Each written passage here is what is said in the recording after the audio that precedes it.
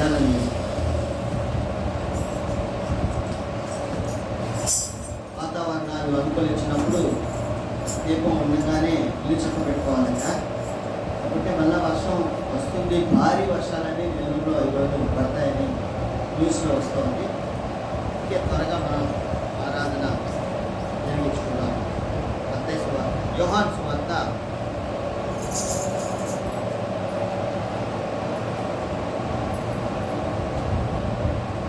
14వ అధ్యాయం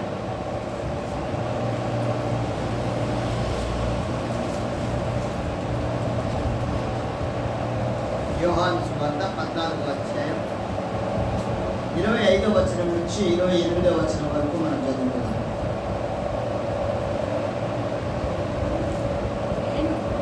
నేను మీ యొద్ద ఉండగానే ఈ మాటలు మీతో చెప్పి తిని, ఆదరణకర్త అనగా తండ్రి నా నామమున పంపబోవు పరిశుద్ధాత్మ సమస్తమును మీకు బోధించి నేను మీతో చెప్పిన సంగతులన్నిటినీ మీకు జ్ఞాపకము చేయును.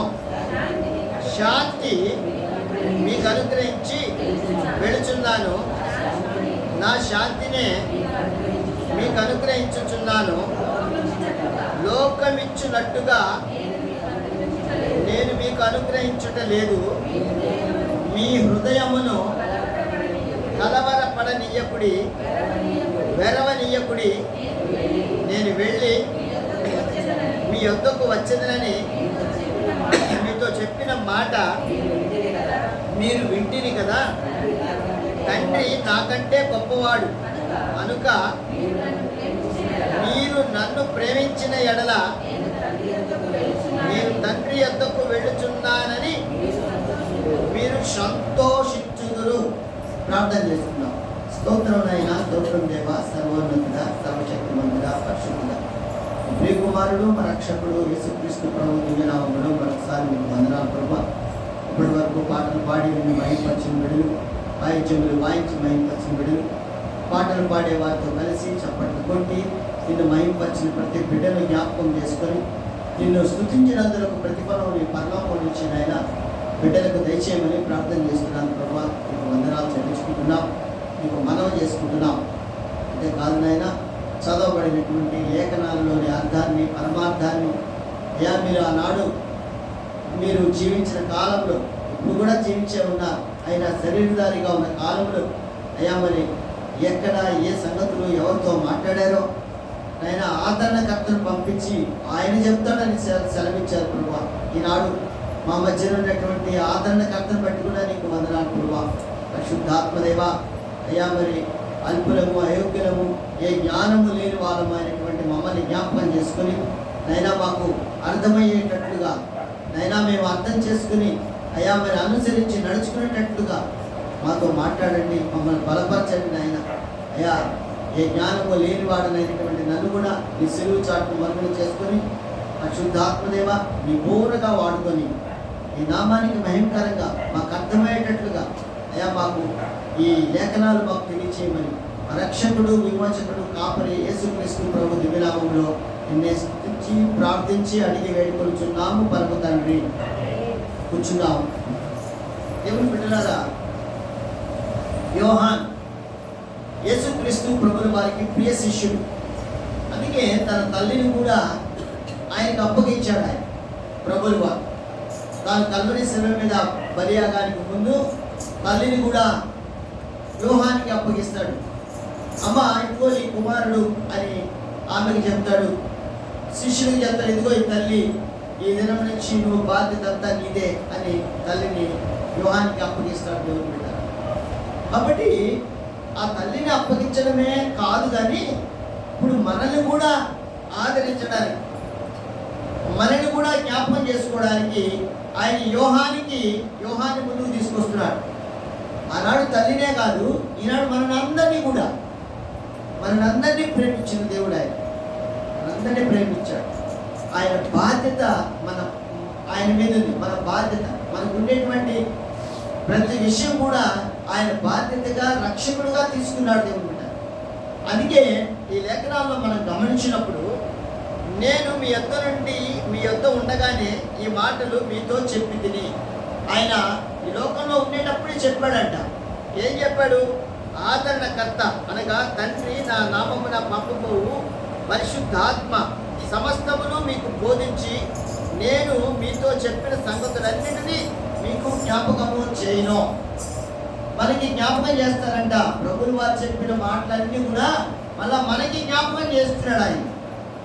పరిశుద్ధాత్మ దేవుడు ఆదరణకర్త, మనల్ని ఆదరించేవాడు, మన కన్నీటిని తుడిచేవాడు. బాధపడి ఇబ్బందులు పడి శ్రమలు శోధనలు అన్నిటిలో ఉన్నటువంటి వారందరికీ కూడా ఆయన దగ్గరకు వచ్చి ఆయన మాట్లాడి మీరు కన్నీటిని తుడుచుకోండి అని మన కన్నీటిని ఆయన తుడిచి మనల్ని ఆదరించి మన భుజం తట్టి మనకి ధైర్యాన్ని ఇచ్చి ముందుకు నడిపిస్తున్నాడు దేవుడు. కాబట్టి నేను ఆ రోజు మీతో చెప్పింది ఇదేను, నేను ఒక ఆదరణకర్తని మీ దగ్గరికి పంపిస్తానని చెప్పాను. ఆయన వచ్చి అన్ని సంగతులు, నేను మీతో చెప్పిన సంగతులు అన్నీ మళ్ళా మీకు చెప్తాడు. ఆ రోజు శిష్యుడికి చెప్పిన మాటలు, లోకానికి చెప్పిన మాటలు మనకు కూడా చెప్తాడు అని ఇక్కడ రాయబడింది దేవుడు బిడ్డ. అంతేకాదు 27వ వచనంలో శాంతి మీకు అనుగ్రహించి వెళుచున్నాను, శాంతిని అనుగ్రహించి వెళుతున్నాడంట. శాంతి అంటే ఏంటి? అక్కడ ఏం రాసింది? 3వ వచనంలో శాంతి అంటే కింద ఫుట్నోట్లో ఏం రాస్తున్నారు? శాంతి అంటే సమాధానం. సమాధానం మనకి రావాలి కదా. ఇప్పుడు అయ్యవారు ఉన్నాడు, పరీక్షలు పెడతాడు, సమాధానం బాగుంటే మార్కులు వేస్తాడా, బాగలేకపోతే మార్కులు వేస్తాడా? సమాధానం బాగుంటే అయ్యవారు ప్రశ్నకి 2 రెళ్ళు ఎంత అన్నాడు అనుకోండి, దానికి సమాధానం 4 అని చెప్పాడు అనుకోండి, వెరీ గుడ్ అంటాడు. కాబట్టి శాంతి అంటే సమాధానం, మనకి మంచి సమాధానం. మనం అడిగే ప్రశ్నలకి, మనం అడిగే వాటికన్నిటికీ మంచి సమాధానం ఇస్తాడు. 12 సంవత్సరాల నుంచి రక్తస్రావం అయ్యే స్త్రీ ఎక్కడెక్కడో తిరిగి ఎంతెంతో నష్టపోయి అన్నీ అయిపోయిన తర్వాత ఆమె చివరిగా ప్రభు దగ్గరకు వచ్చింది. ప్రభువుని ముట్టితే చాలు, ఆయన తాకితే చాలు, నేను స్వస్థపడతాను అనేటువంటి విశ్వాసం. ఆయనైతేనే సమాధానాన్ని ఇస్తాడు మనకి, నాకు స్వస్థపరుస్తాడు, అన్ని విషయాల్లో నేను హాయిగా ఉంటాను అని ఆ స్త్రీ వచ్చినప్పుడు ఆ స్త్రీ వచ్చి ఆయన ముట్టగానే వెంటనే ఆమెకి స్వస్థత వచ్చింది. దేవుడు ఆయనకు తెలిసింది ఆ సంగతి, నన్ను ఎవరో ముట్టారు, నన్ను ఎవరో తాకారు అనేటువంటి మాట ఆయన చెప్పినప్పుడు శిష్యుడికి అర్థం కాలేదు. ఎవరో లేవయ్యా, ఎవరెవరో ముడుతూ ఉంటారు, నేను ఎవరెవరో తాకుతుంటారు, ఎంత గుంపు వస్తుంది, ఏదో తగులుంటారులే, అంత మాత్రం చేత ఎందుకయ్యా ఎవరు తగిలేరు అంటున్నావా అని అన్నారు వాళ్ళైతే. వాళ్ళకి అర్థం కాదు. ఆయన తెలిసింది, నన్ను ఎవరో ముట్టారు, తాకారు, నా సహాయం ఎవరో కోరుకుంటున్నారు అనేటువంటి ఆలోచన ఆయన కలిగి నన్ను ఎవరో ముట్టారు అనగానే ఆ స్త్రీ భయపడిపోయి, అయ్యా నేనేనయ్యా నేను ముట్టుకుంది అని తన విషయం అంతా ఆయన చెప్పుకున్నప్పుడు, అమ్మా నువ్వు సమాధానం గలదాన్ని వెళ్ళు అంటాడు. చూడండి, ప్రభుల వారికి మనం ఎప్పుడైతే చెప్పుకోవడానికి సిద్ధపడతామో వెంటనే మనకు సమాధానాన్ని ఇచ్చేవాడుగా ఉన్నాడు ఆయన. అందుకే నేను మీకు శాంతిని ఇచ్చి వెళ్తున్నా, మీకు శాంతిని అనుగ్రహించి వెళ్తున్నా. ఆయన కల్వరి శిలువలో బలియాగం చేసింది, బలియాగం చేయడానికి వెళ్ళింది మనకి శాంతిని అనుగ్రహించడానికి, దేవుడు మనకు సమాధానాన్ని ఇవ్వడానికి, మన జీవితంలో ఏదైతే పోగొట్టుకున్నామో అవన్నీ తిరిగి పొందుకోవడానికే ఆయన వెళ్ళాడు. కల్వరి శిలువకి బలియాగముగా ఆయన ఎందుకు వెళ్ళాడంటే అందుకే వెళ్ళాడు, మనకి సమాధానం దయచేయడానికే వెళ్ళాడు, మన ప్రతి పాపాన్ని కడగడానికే వెళ్ళాడు ఆయన. నేను వెళ్తున్నా తండ్రి దగ్గరికి వెళ్తున్నా, నేను బలియాగం చేసి వెళ్తాడు ఆయన తండ్రి దగ్గర మనందరి కోసం. కాబట్టి మనము ప్రభువు సిలువకి అప్పగించాడు. ఆ సిలువ చూసినప్పుడు మనకు అన్ని జ్ఞాపకానికి రావాలి. ఈ సిలువ ఏంటి? సిలువ చాలా మంది చూస్తుంటారు, ఎక్కడెక్కడో సిలువలు అన్ని పైన కనపడుతుంటాయి, చర్చిలు పై కనపడితే చూడంగానే అనుకుంటా పోతుంటారు చాలా మంది. హిందువులు కానివ్వండి, ముస్లిమ్స్ కానివ్వండి, ఎవరైనా సరే అట్ట అనుకోని పోతారు. దానివల్ల ఏం ప్రయోజనం కాదు కదా. ఆ దేవుడు అని దాన్ని చూసి సిలువ, ఆ సిలువను కూడా విగ్రహం చేసేసారు. వాళ్ళు విగ్రహాలు పెట్టుకుంటారు, వాళ్ళు రకరకాల చేతులు కాళ్ళు అవి ఇవి ఉంటాయి విగ్రహాలు. కానీ మన విగ్రహం ఏంటంటే సిలువ. ఆ సిలువ చూస్తే దండం పెట్టుకుంటారు. వాడి విగ్రహం చూసి దండం పెట్టుకుంటే మనం కూడా దాని చూసి దండం పెట్టుకుంటాం. చూస్తున్నారా లేదా ఆ విషయం? మీరు ఎప్పుడన్నా అలా చేశారా లేదా? చేయలేదు. చేయకపోతే మంచిది. దేవునికి స్తోత్రం. గుర్తెరిగినట్లు దేవుడిని, నిజమైన దేవుడిని హృదయంలో ఉండాలి. ఆయన హృదయంలో ఉండాలి. కాబట్టి మనము ఎవరిని అర్థం చేసుకుని ముందుకెళ్తున్నామో, ఆయన సిలువను చూడంగానే, ఆ సిలువ అనగానే ఆ స్వరం మనకి వినపడంగానే, సిలువ అనే స్వరం మనకి వినపడంగానే మనకు అర్థం కావాలి, ఆయన నా కోసం బలియాగం చేసినటువంటి స్థలం అది. కాబట్టి నా పరిస్థితి ఏంటి? నేను ఎలాగో నాకు శాంతిని ఇవ్వడానికే కదా, నాకు సమాధానం ఇవ్వడానికే కదా, నేను బాగా బతకడానికే కదా ఆయన కల్వరి సిలువ మీద సిలువ ఎక్కింది. ఆయన నా కోసమే ఎక్కాడు, నా కోసమే వెళ్ళాడు సిలువ దగ్గరికి. కాబట్టి నేను జాగ్రత్తగా ఉంటాను, నేను ఆయన అర్థం చేసుకుంటాను, నేను అర్థం చేసుకుని ఆయన మార్గంలో ఆయన చెప్పినవన్నీ నేను చేస్తాను అని తీర్మానం చేసుకుంటే అంతకన్నా ధన్యత, అంతకన్నా ఐశ్వర్యవంతులు ఈ లోకంలో ఎవరు లేరు. కాబట్టి మనం ఆయన అర్థం చేసుకోవాలి, ఆ సిలువను అర్థం చేసుకోవాలి. మనం ఎందుకు ఆయన చేశాడు, ఎందుకు వెళ్తున్నానని చెప్పాడు ఆయన, ఎందుకు వెళ్ళాడు సిలువ దగ్గరికి? మన కోసమే కదా, లేకపోతే నా కోసమే కదా, నన్ను బాగు చేయడానికి కోసమే కదా, నన్ను రక్షించడానికే కోసమే కదా, నాకు ఆనందాన్ని ఇవ్వడానికి కోసమే కదా ఆయన వెళ్ళింది సిలువ దగ్గరికి అనేటువంటి ఆలోచన మనకి జ్ఞాపకానికి రావాలి. జ్ఞాపకం చేసుకో అని చెప్తున్నాడు. శాంతి మీకు అనుగ్రహించి వెళుతున్నాను, నా శాంతినే మీకు అనుగ్రహిస్తున్నాను. ఆయన సమాధానమే మనకు అనుగ్రహిస్తున్నాడు. దేవుడు బిడ్డరా, ఆయన రోషము కలిగిన దేవుడే అయినా కూడా తండ్రి మాట విని ఈ లోకానికి వచ్చాడు. మనకి శాంతిని అనుగ్రహించి వెళ్తున్నాను. నేను వెళ్ళిపోయాడు ఆయన వెళ్ళిపోతున్నాను, అనుగ్రహించాను, వచ్చాను, నేను ఈ లోకానికి వచ్చాను, మీకు శాంతిని అనుగ్రహించడానికి వెళుతున్నాను, నా శాంతినే మీకు అనుగ్రహించుచున్నాను. ఆయన సమాధానం మనకి ఇస్తున్నాడు. ఏ సమాధానం అన్నట్టు కింద ఏమంటాడంటే, లోకమిచ్చినట్టుగా నేను మీకు అనుగ్రహించడం లేదు. లోకంలో ఉండేది ఇచ్చే సంతోషంగా కాదు ఆ సమాధానం, ఆ సంతోషం కాదు నేను ఇచ్చేది. లోకంలో చాలా ఉన్నాయి సంతోషాలు, సినిమాలు,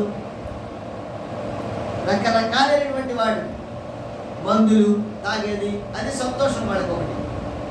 వ్యభిచారం చేసేది వాడికి ఒక సంతోషం.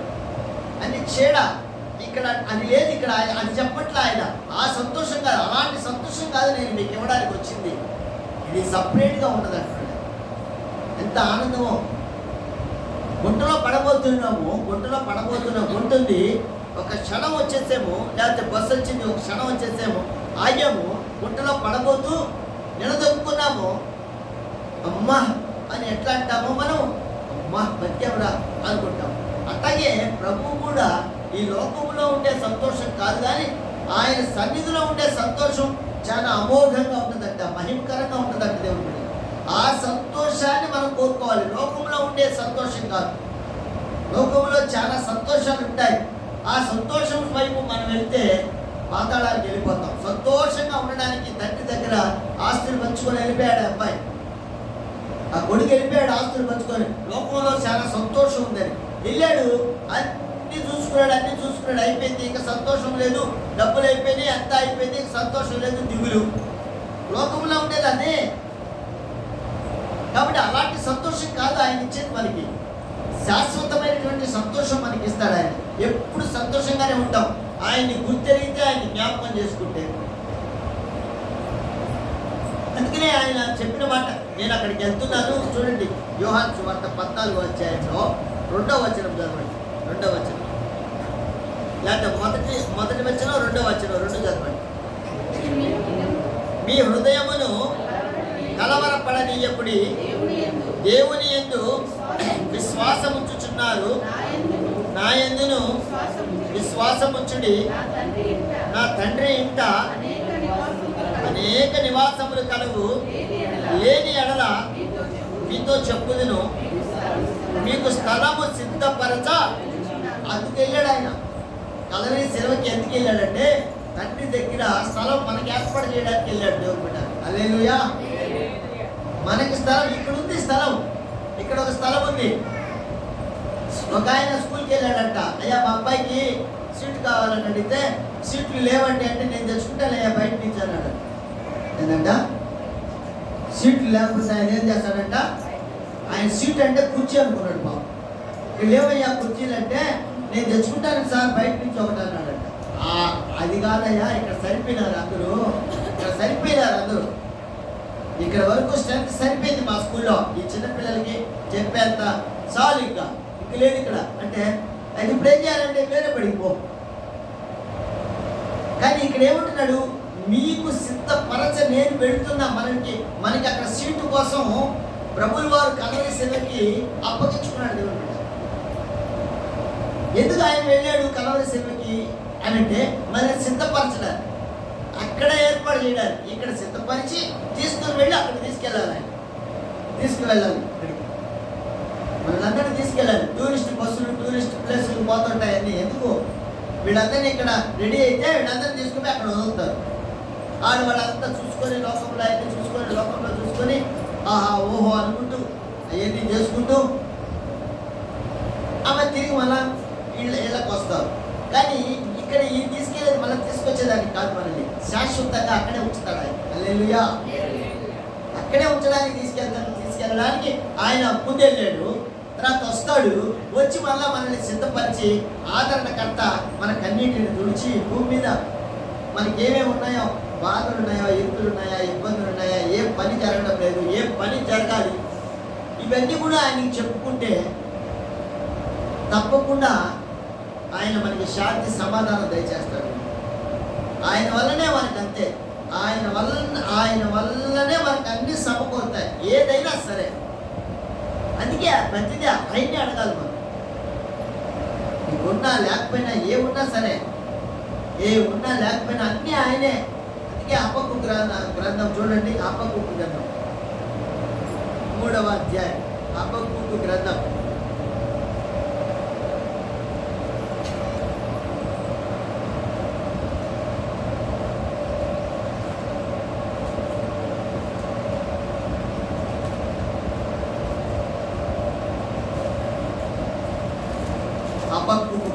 3వ అధ్యాయం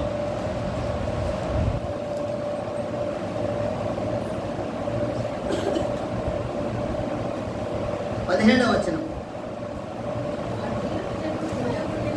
అంజూరపు చెట్లు పూయకుండినను, ద్రాక్ష చెట్లు ఫలింపకపోయినను, ఒలీవ చెట్లు కాపు లేక ఉండినను, చేనిలోని పైరు పంటకు రాకపోయినను, గొర్రెలు దొడ్డిలో లేకపోయినను, శాలలో పశువులు లేకపోయినను, నేను యెహోవా యందు ఆనందించెదను, నా రక్షణకర్త అయిన నా దేవుని యందు నేను సంతోషించెదను. చూడండి, హబక్కూకు ప్రవక్త ద్వారా దేవుడు ఇశ్రాయేలు ప్రజలకు ఇస్తున్నటువంటి మాట, ఆ విశ్వాసం. చూడండి, ఏమి లేకపోయినా సరే దేవుడు బిడ్డ, ఏమి లేకపోయినా సరే, అంజూరపు చెట్లు పూయకుండేనను, చెట్లు అంజూరం అది కాస్తే మంచి ఫలం వస్తుంది, మంచి డబ్బులు వస్తాయి అమ్ముకుంటే. అవి పట్టకపోయినా సరే, అవి పూత కూడా ఎక్కిపోయినా సరే పర్వాలే. ఇంకేమంట, ద్రాక్ష చెట్లు ఫలింపకపోయినాను. ద్రాక్ష చెట్లు వేస్తారు ఎందుకు, ద్రాక్ష పండితే ఆ ద్రాక్ష తీసుకెళ్ళి అమ్ముకొని డబ్బులు తీసుకుంటారు. తోటలు వేస్తారు, ద్రాక్ష తోటలు, మామిడి తోటలు వేస్తారు, సపోట తోటలు వేస్తారు. ఎందుకు, ఫలింపు కోసం. దాన్ని ఆ ఫలింపు వస్తే మనం బతకడానికి, అంతే కదా. ప్రతి ఒక్కొక్కరు ఒక్కొక్క పని చేసుకుంటూ పోతూ ఉన్నారు. మామిడి చెట్లు, సపోటా తోటలు, ఇంకా రకరకాలు ఒకటి కాదు, మిరప తోటలు, మిరపకాయలు పండిస్తారు, వాళ్ళు తీసుకుంటారు. మరి అట్టు కాకుండా మనం ఇటు వ్యాపారం సైడ్ వస్తే అనేక వ్యాపారాలు, రకరకాల వ్యాపారాలు, బట్టల వ్యాపారాలు, ఎలక్ట్రికల్ అమ్మేయి, సామాన్లు అమ్మేయి, తర్వాత ఆటో నడుపుకునేదానికి కానీ, కారు నడిపేదానికి కానీ, ఎన్నిటికీ ఒక్కొక్కటి అవి ఏమి జరగకపోయినా సరే, ఈరోజు ఏమీ లేదే, ఏదో ఒక్క బాటు కూడా లేదే అని మనం బాధపడబడలే. యెహోవా యందు ఆనందించు, దేవుడు నీకు ముమ్మరంగా ఇస్తాడు. హల్లెలూయా. ఇస్తాడు ఆయన, అంతే. ఏమి లేదే ఈరోజు, ఏమి లేదే అనుకోకూడదు. లేకపోయినా పర్వాలేదు, ఎందుకంటే దేవుడు ఉన్నాడు మన పక్షాన్ని దేవుడు ఉన్నాడు. మన ఇంట్లో ఏమి లేకపోయినా దేవుడు ఉన్నాడు కాబట్టి ఆయన సమయానికి ఏది చేయాలో అదే చేస్తాడండి. సమయానికి అన్నీ తీసుకొచ్చి పెడతాడు మనకు. అది మన దగ్గర లేదే అనేటువంటి ఆలోచన మనకి ఉండకూడదు. అంటే ఉండింది అంటే ఆయన్ని మనం అర్థం చేసుకున్నట్టు లెక్క, మనకు అర్థం కానట్టు లెక్క. ఆయన శక్తిని, ఆయన యొక్క ప్రతిభను, ఆయన యొక్క కీర్తిని మనకు అర్థం కానట్టే లెక్క. మనం అర్థం చేసుకోవట్లే ఆయన. అందుకనే అయ్యో అంటున్నాం మనం. అందుకనే ఆయనకి చెప్పుకోవాలి, అయ్యా నా పరిస్థితి ఇది, ఏం చేస్తావో చెయ్యి, నాకు సమాధానాన్ని నువ్వు ఉన్నావని నేను సంతోషిస్తున్నానయ్యా. నాకు సమయానికి అన్నీ ఇస్తావు, నువ్వు ఏదైనా సరే సమయానికి ఇస్తావు. అందుకే నేను నిన్ను స్తుతిస్తున్నాను ప్రభువా అని నువ్వు స్తుతుల మధ్య ఆయన ఆశీనుడై ఉండే దేవుడు. నువ్వు స్తుతిస్తే దాని మీద ఆశీనుడై నీకు కావలసిన ప్రతి విషయంలో కూడా సహాయం చేస్తాడు. ఏ మాత్రము అవిశ్వాసం ఉండకూడదు. మనం పేతురు సముద్రం మీద పోతూ ఉన్నారు, ప్రభులు వారు వస్తున్నారు. పేతురు దిగే చూశాడు. పేతురు చూసి అయ్యా అన్నాడు. ఏయ్యా, ఏం పేతురు, ఏం సిమోను అన్నాడు. నేను కూడా నడిచేదా నీడ మీద అన్నాడు. నీడ మీద నడు అన్నాడు. ప్రభు కంటే సరే అది సాధ్యమే. పేతురు నువ్వు కూడా నడు అన్నాడంటే ఆ శక్తిని ఆయన ఇచ్చినట్ట కాదా? మీరు చెప్పండి, ఆయన శక్తిని ఇచ్చినట్ట కాదా? చెప్పండి. ఇచ్చినట్టు కదా. ఆ పేతురికి కూడా నడిచే శక్తి దేవుడు ఇచ్చాడు కదా. ఇచ్చినప్పుడు నడిచాడు చూసి గాలిని చూశాడు. ఏం చూస్తాడా? వస్తా ఉందంట. మేము గాలి వస్తుంది, పడిపోతానేమో. ప్రభు ముందుంటే ఇది గాలి చూసింది. ఆగు అనగానే సముద్రం ఆగిపోతుంది. ఆగు అంటే గాలి అయిపోతుంది. 2 పాయలు అయిపోయింది సముద్రం అంతా. యెహోషువ గ్రంథంలో నీళ్ళన్నీ ఆగిపోయినాయి పై ఎత్తున. ఇన్ని రకాలైనటువంటి మాటలు విని చదువుకొని పేతురు ఎందుకు గాలి తీసి అమ్మో అనుకొని గుడింగని మునిగిపోయాడండి. ఎప్పుడైతే మునిగాడో, లోకాన్ని చూశాడో, నీకుండేటువంటి జ్ఞానం కూడా పోతుంది. దేవుడు లోకం వైపు చూస్తే లోకంలో ఉండేదంతా కూడా మనకు ఆవహించి మన దగ్గర ఉండేటువంటి అన్నీ పోతాయంట. జ్ఞాపకానికి కూడా ఉండవు. ఏది జ్ఞాపకానికి రాదు. దేవుడు చేసిన ఏ మేలు జ్ఞాపకానికి రాదు మనకు. అంతే. లోకం వైపు చూసామంటే దేవుడు చేసిన మేలన్నీ ఒక క్షణంలో మర్చిపోతాం మనం. అంతే, ఒక క్షణంలో మర్చిపోయి గుడింగిని మునిగిపోతాం. బాబు జ్ఞాపకం చేసుకోవాలి. మనం గాలిని చూడకూడదు, ప్రభువునే చూడాలి. లోకంలో దాన్ని చూసామనుకో, లోకంలో ఉండే గాలిని చూశాడు పేతురు, గుడింగని మునిగిపోయాడు. ఎందుకు మునగాలి? ఆయన ప్రభువుని చూడొచ్చు కదా. ప్రభు ఉన్నాడు, నాకెందుకే గాలి వస్తే నాకెందుకు ప్రభు ఉన్నాడు అని అనుకోకుండా లోకాన్ని చూసినప్పుడు ఎప్పుడైతే లోకంలోకి ఎంటర్ అయిందో తన చూపు వెంటనే మునిగిపోవడానికి ప్రయత్నం చేశాడు. తనకి ఈతొచ్చు, నేను ఈత కొట్టగలుగుతాను. ఎందుకంటే సముద్రంలోకి వెళ్ళి పట్టేవాళ్ళు, చేపలు పట్టేవాళ్ళు. వాళ్ళకి ఈత రాకుండా సముద్రంలోకి పోరు కదా. సముద్రంలోకి పోరు. రైలు నడుపుతా ఉంటాడు వాడు. రైలు నడిపేది రాకుండా రైలుకి ఎక్కి కూర్చొని నడుపుతాడు డ్రైవర్. రైలు నడుపుతాడయ్యా. తనకు తెలుసు కదా, తనకు తెలుసు నేను నడపగలుగుతాను అని అన్ని సర్టిఫికేట్లు ఇచ్చిన తర్వాతే అక్కడ పోయి నడుపుతున్నాడు ఆయన. కాబట్టి ఇక్కడ కూడా పేతురు లోపలికి మునిగిపోతున్నాడు అంటే అయ్యో మునిగిపోతున్నా, అయ్యో రక్షించు అన్నాడు. ఎందుకన్నాడు? మునిగిపోతున్నాడంట. ఎందుకు అయ్యో నేను ఎందుకు మునిగిపోవాలా? నీకు ఈతొచ్చు కదా, ఈతొచ్చు కదా. అయ్యో నాకు ఈతొచ్చు కదా, నేను ఎందుకు మునుగుతాను? నీళ్ళ మీద అంటాడు, పట్టాడు నీళ్ళలో. అంటే ఈదుకుంటే మళ్ళీ పడవ దగ్గరికి రావచ్చుగా. లోకంలో చూస్తే, లోకం సైడ్ చూస్తే దేవుడు చేసిన కార్యాలు, మహిమలు, ఆయన చేసింది ప్రతిదీ మర్చిపోతాం మనం. దేవుడు బిడ్డ అలాంటి స్థితి మన జీవితంలో ఎప్పుడు తెచ్చుకోకూడదు. మర్చిపోతాం, అన్నీ మర్చిపోతాం. దేవుడు చేసిన మొట్టమొదట మనం అసలు దేవుడికి దగ్గరికి రావడానికే కారణం ఏదో మేలు చేస్తేనే మనం వచ్చాం. అందరం కూడా అడిగాం మనం, అయ్యా ఇది చెయ్యయ్యా అన్నాం, చేసాడు ఆయన. అందుకే మనం ఆయన దగ్గరికి వచ్చాం. ఇప్పుడు ఆయన దగ్గరికి వచ్చిన మనము లోకాన్ని చూసి లోకంలో పడిపోతే ఎట్టగా పాత అయితే మర్చిపోతాం కదా, ఆటోమేటిక్గా మర్చిపోతాం లోకాన్ని చూసి. అందుకే లోకాన్ని చూడకూడదు అంటాడు. అందుకే అల్ప విశ్వాసి ఎందుకు భయపడ్డావు లే అని ప్రభువు వారు మళ్ళీ చేయి ఇచ్చి అందిస్తే మళ్ళా లేచి మళ్ళా నడిచాడంట. ఇద్దరు నడుచుకుంటే వెళ్ళి పడవెక్కారు, దోరెక్కారు దేవుడు. ఆ స్థితి మనము తెచ్చుకోకూడదు అని అంటున్నాడు ప్రభువు. అందుకే ఆయన చేసినవి మనం జ్ఞాపకాన్ని చేసుకోవాలి. చేసుకొని ఏమి లేకపోయినా సరే మన దగ్గర ఆయన మాత్రమే జ్ఞాపకం చేసుకోవాలి. మన దగ్గర ఏమి లేకపోయినా ఏం చేయాలా? నేను యెహోవానందు ఆనందించదను, నా రక్షణకర్త అయిన నా దేవుని యందు నేను సంతోషించదను. నా దేవుడు ఉన్నాడని నేను సంతోషిస్తా.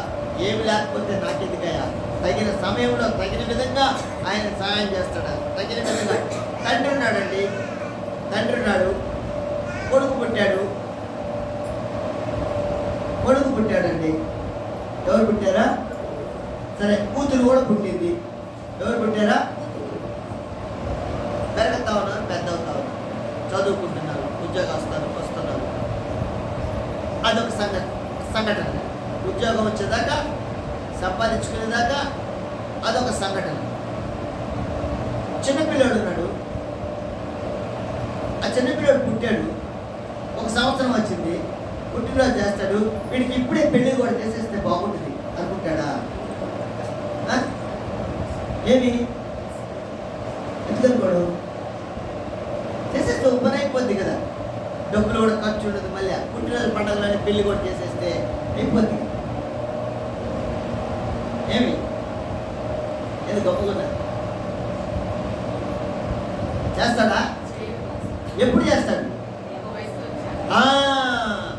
తగిన సమయంలో చేస్తాడు.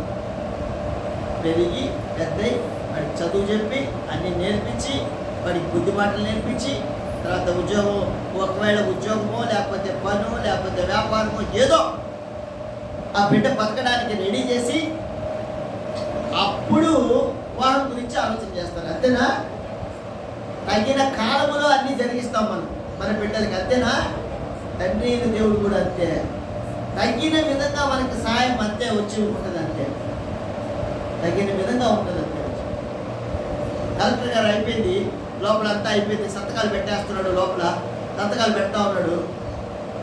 వెంటనే డ్రైవర్ ఏం చేస్తాడంటే బండి తీసుకొచ్చి ముందుకు తీసుకొచ్చి పెట్టేస్తాడు. అయ్యగా సంతకం పెడతాడు, ఇంక వచ్చేస్తాడు బయటికి అని తీసుకొచ్చి ఆయన కారు తీసుకొచ్చి ముందు పెట్టేస్తాడు. ఆయన ఏ వాకిట్లోకి అయితే వస్తాడో ఆ వాకిట్లో పెట్టేస్తాడు. కలెక్టర్ గమనిస్తున్నాడు. అక్కడ ఆయన సమయానికి తీసుకొచ్చి పెడతాడు. అక్కడ లేకపోతే ముందుగా తీసుకొచ్చి పెట్టాడు. అక్కడ దేవుడు కూడా అంతే.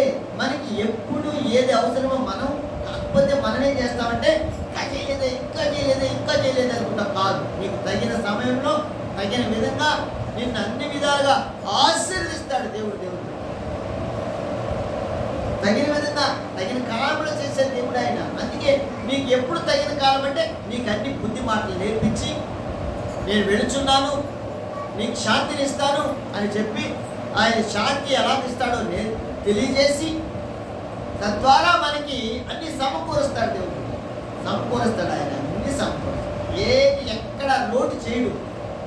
ఎలీషా ప్రవక్త దగ్గరికి ఒక వెళ్తాడు. అయ్యా, నా భర్త చనిపోయాడయ్యా, బిడ్డలు ఉన్నారయ్యా, ఎలాగయ్యా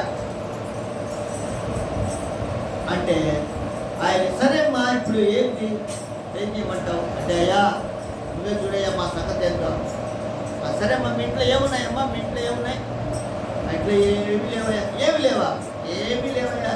చిన్న నూనె నిన్నేమో ఉందయా, గిన్నెలో పొడవు నూనె ఉంటుందయా. ఓహో, ఒక్కరూ నూనె ఉందా? తీసుకురా. తీసుకొచ్చింది. ఆయన ప్రార్థన చేశాడు. ప్రార్థన చేసి, సరే అమ్మా, ఈ నూనెని నేను ప్రార్థన చేశాను, తండ్రికి అప్పగించాను నీ పని, నువ్వు వెళ్ళి నీ గిన్నెలన్నీ నింపుకొని నువ్వు అప్పగించుకోపో, నువ్వు బాగా బ్రతుకు, సమాధానంతో ఉండిపో అన్నాడు. ఆమె వెళ్ళింది, నమ్మింది ఆ మాట. ఇంకేంది ప్రార్థన చేశాడు, ఇంత నూనె ఇచ్చాడు, ఇదేందో నింపుకోవాలంట అన్ని అని అనుకోలే. ఎంత జరిగే పనేనా? నీళ్ళని తీసుకుపోయి ద్రాక్షారసం అది పోయమంటే, అబ్బో ఇది నీళ్ళు అయితే ద్రాక్షారసం ఉంటుందండి, మేమే ఇప్పుడే తెచ్చి నీళ్లు పోస్తే అని అల్ప విశ్వాసంతో లేరు అక్కడ. ఆ రాజుల గ్రంథంలో ఆ స్త్రీ అల్ప విశ్వాసంతో లేదు. అందుకనే వెళ్ళింది ఆమె. వెళ్ళి గిన్నెలన్నీ తీసింది. అన్ని పాత పాత ఎన్ని నిండిపోయి పాత ఎన్ని తీస్తా ఉంది. ముందు 2 గిన్నెలు పోసింది. మరి నిండిపోతుంది అనుకునింది. మళ్ళీ ఇంకా గిన్నెలు అన్నీ తీసింది. ఇంకా లోపల చుట్టుపక్కల వాళ్ళు అందరి దగ్గరికి వెళ్ళింది. గిన్నెలు తెప్పించింది. అన్నీ పోసేసింది. ఇంకా లేవు గిన్నెలు, ఖాళీ అయిపోయింది. మొత్తం ఫుల్ అయిపోయింది నూనె. అప్పుడు పోయింది మళ్ళీ, అయ్యా ఏం చేయమంటావు, ఇంకేం లేవు గిన్నెలా, అన్నీ నింపేసానయ్యా, సరే అవన్నీ అప్పుకొని పోయి బతుకుపో. ఆగిపోయింది, టక్ అయిపోయింది. ఆ గిన్నెలో నూనె అంటే ఆగిపోయింది. ఇక రాలా, పోతే రాలా. ఇంకా దానికి ముందు వస్తానే ఉంది. ఇటు పోస్తే వస్తానే ఉంది. దేవుని కృప మనకు కావాలి. మనకి ఎంత విశ్వాసం ఉంటుందో అదే విశ్వాసంతో మన పనులన్నీ జరుగుతాయి. ప్రతి విషయంలో కూడా మనం అనుమానించాల్సిన అవసరం లేదు.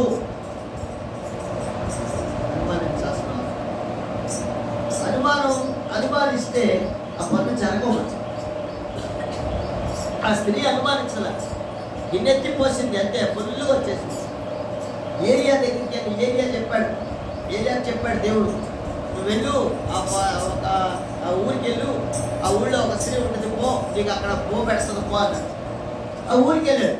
ఏలి కూడా రాసుకున్నాను. ఆ స్త్రీ దగ్గరికి వెళ్తే ఆమె కట్లు లేకుంటా ఉన్నది. పెద్ద ఒక కొడుకే ఉండేది. ఊరంతా కరువు వచ్చేసింది, ఏమీ లేదు. ఇంకా కొద్దిగా పిండింది, కొద్దిగా నూనె.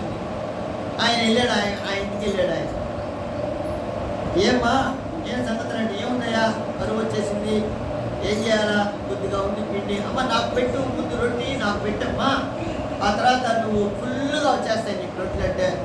ఆ స్త్రీ నమ్మింది. ఆ స్త్రీ నమ్మింది. స్త్రీ నమ్మి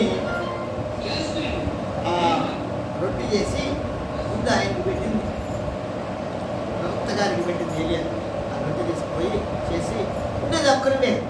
ఆ ఒక్కరు ఉంటే ఆ తల్లి బిడ్డ తింటారు, వాళ్ళు బతుకుతారు. ఒక పూట బతుకుతారు, ఇంకొక పూట 2 పూటలు బతుకుతారు. ఈయన పెట్టమంటున్నాడు ఆయన.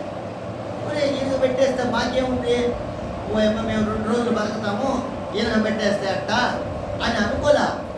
వచ్చాడు ఇంటికి, చెప్పాడు మాట, నీకు ఇంకా ఫుల్గా వస్తాయమ్మా నీకు పెడితే అన్నాడు.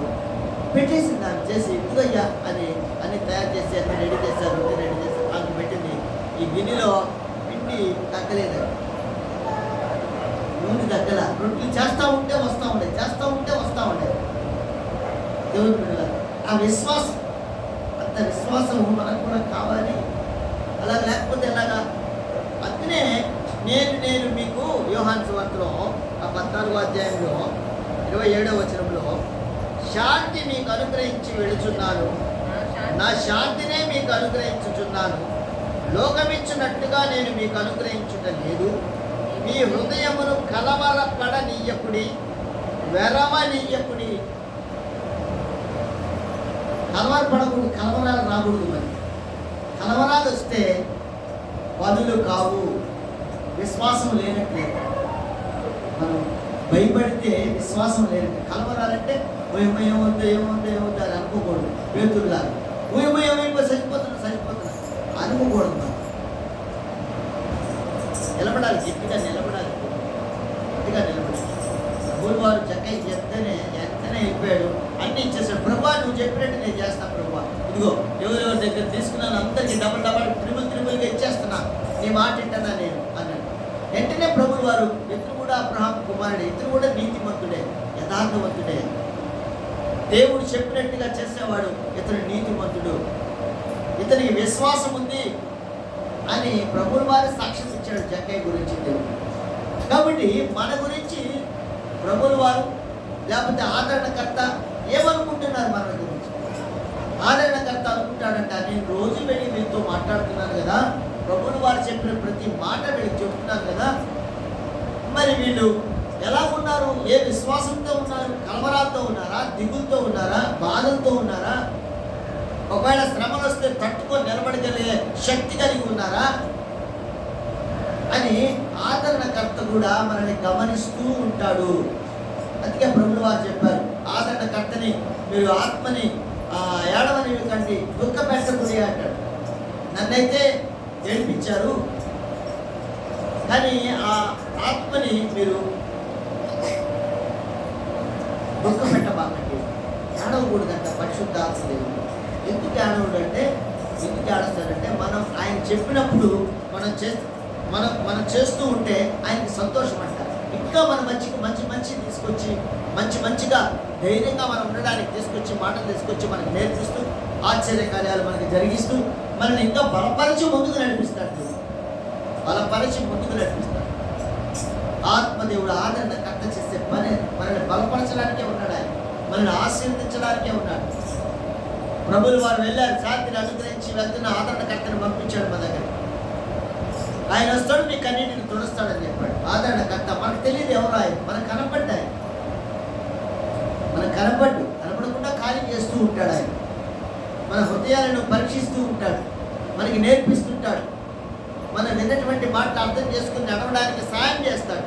ప్రతి విషయంలో కూడా మనల్ని ముందుకు నడిపించే దేవుడే. కానీ ఆయన ఎటువంటి మార్పు మనల్ని బట్టి ఆయన చేసుకోడు. ఎందుకంటే ఒకవేళ మనం తప్పిపోయినా తిరిగి మళ్ళా మనల్ని తీసుకొని వస్తాడు మన మధ్య. ఆయన సన్నిధి తీసుకొచ్చి మన మాటలు నేర్పించి ఆయన మనల్ని సంతోషపెట్టేదానికి ప్రయత్నం చేస్తాడు దేవుడు. అసలు ఆయన ఎటువంటి దేవుడు అంటే, యెషయా గ్రంథంలో 9వ అధ్యాయం చూడండి. యెషయా గ్రంథము 9వ అధ్యాయము. ఆయనకుండే లక్షణాలు మనల్ని కాపాడడానికి, ఆయన శాంతిని నీకు అనుగ్రహిస్తున్నాను అన్నాడు కదా. అసలు ఆయన అంటే ఏంటో, ఎవరో ఆయన ఏంటి మనకి సమాధానం ఇచ్చేది, ఇస్తాడా ఈడా అని మనం ఆలోచన చేస్తే యెషయా గ్రంథంలో 9వ అధ్యాయంలో 6వ వచనాన్ని చదువుదాం. ఏలయనగా మనకి శిశువు పుట్టెను, మనకు కుమారుడు అనుగ్రహింపబడిన, ఆయన భుజము మీద రాజ్యభారముండును. ఆశ్చర్యకరుడు, ఆలోచనకర్త, బలవంతుడైన దేవుడు, నిత్యుడగు తండ్రి, సమాధానకర్త యగు అధిపతి అని అతనికి పేరు పెట్టబడును.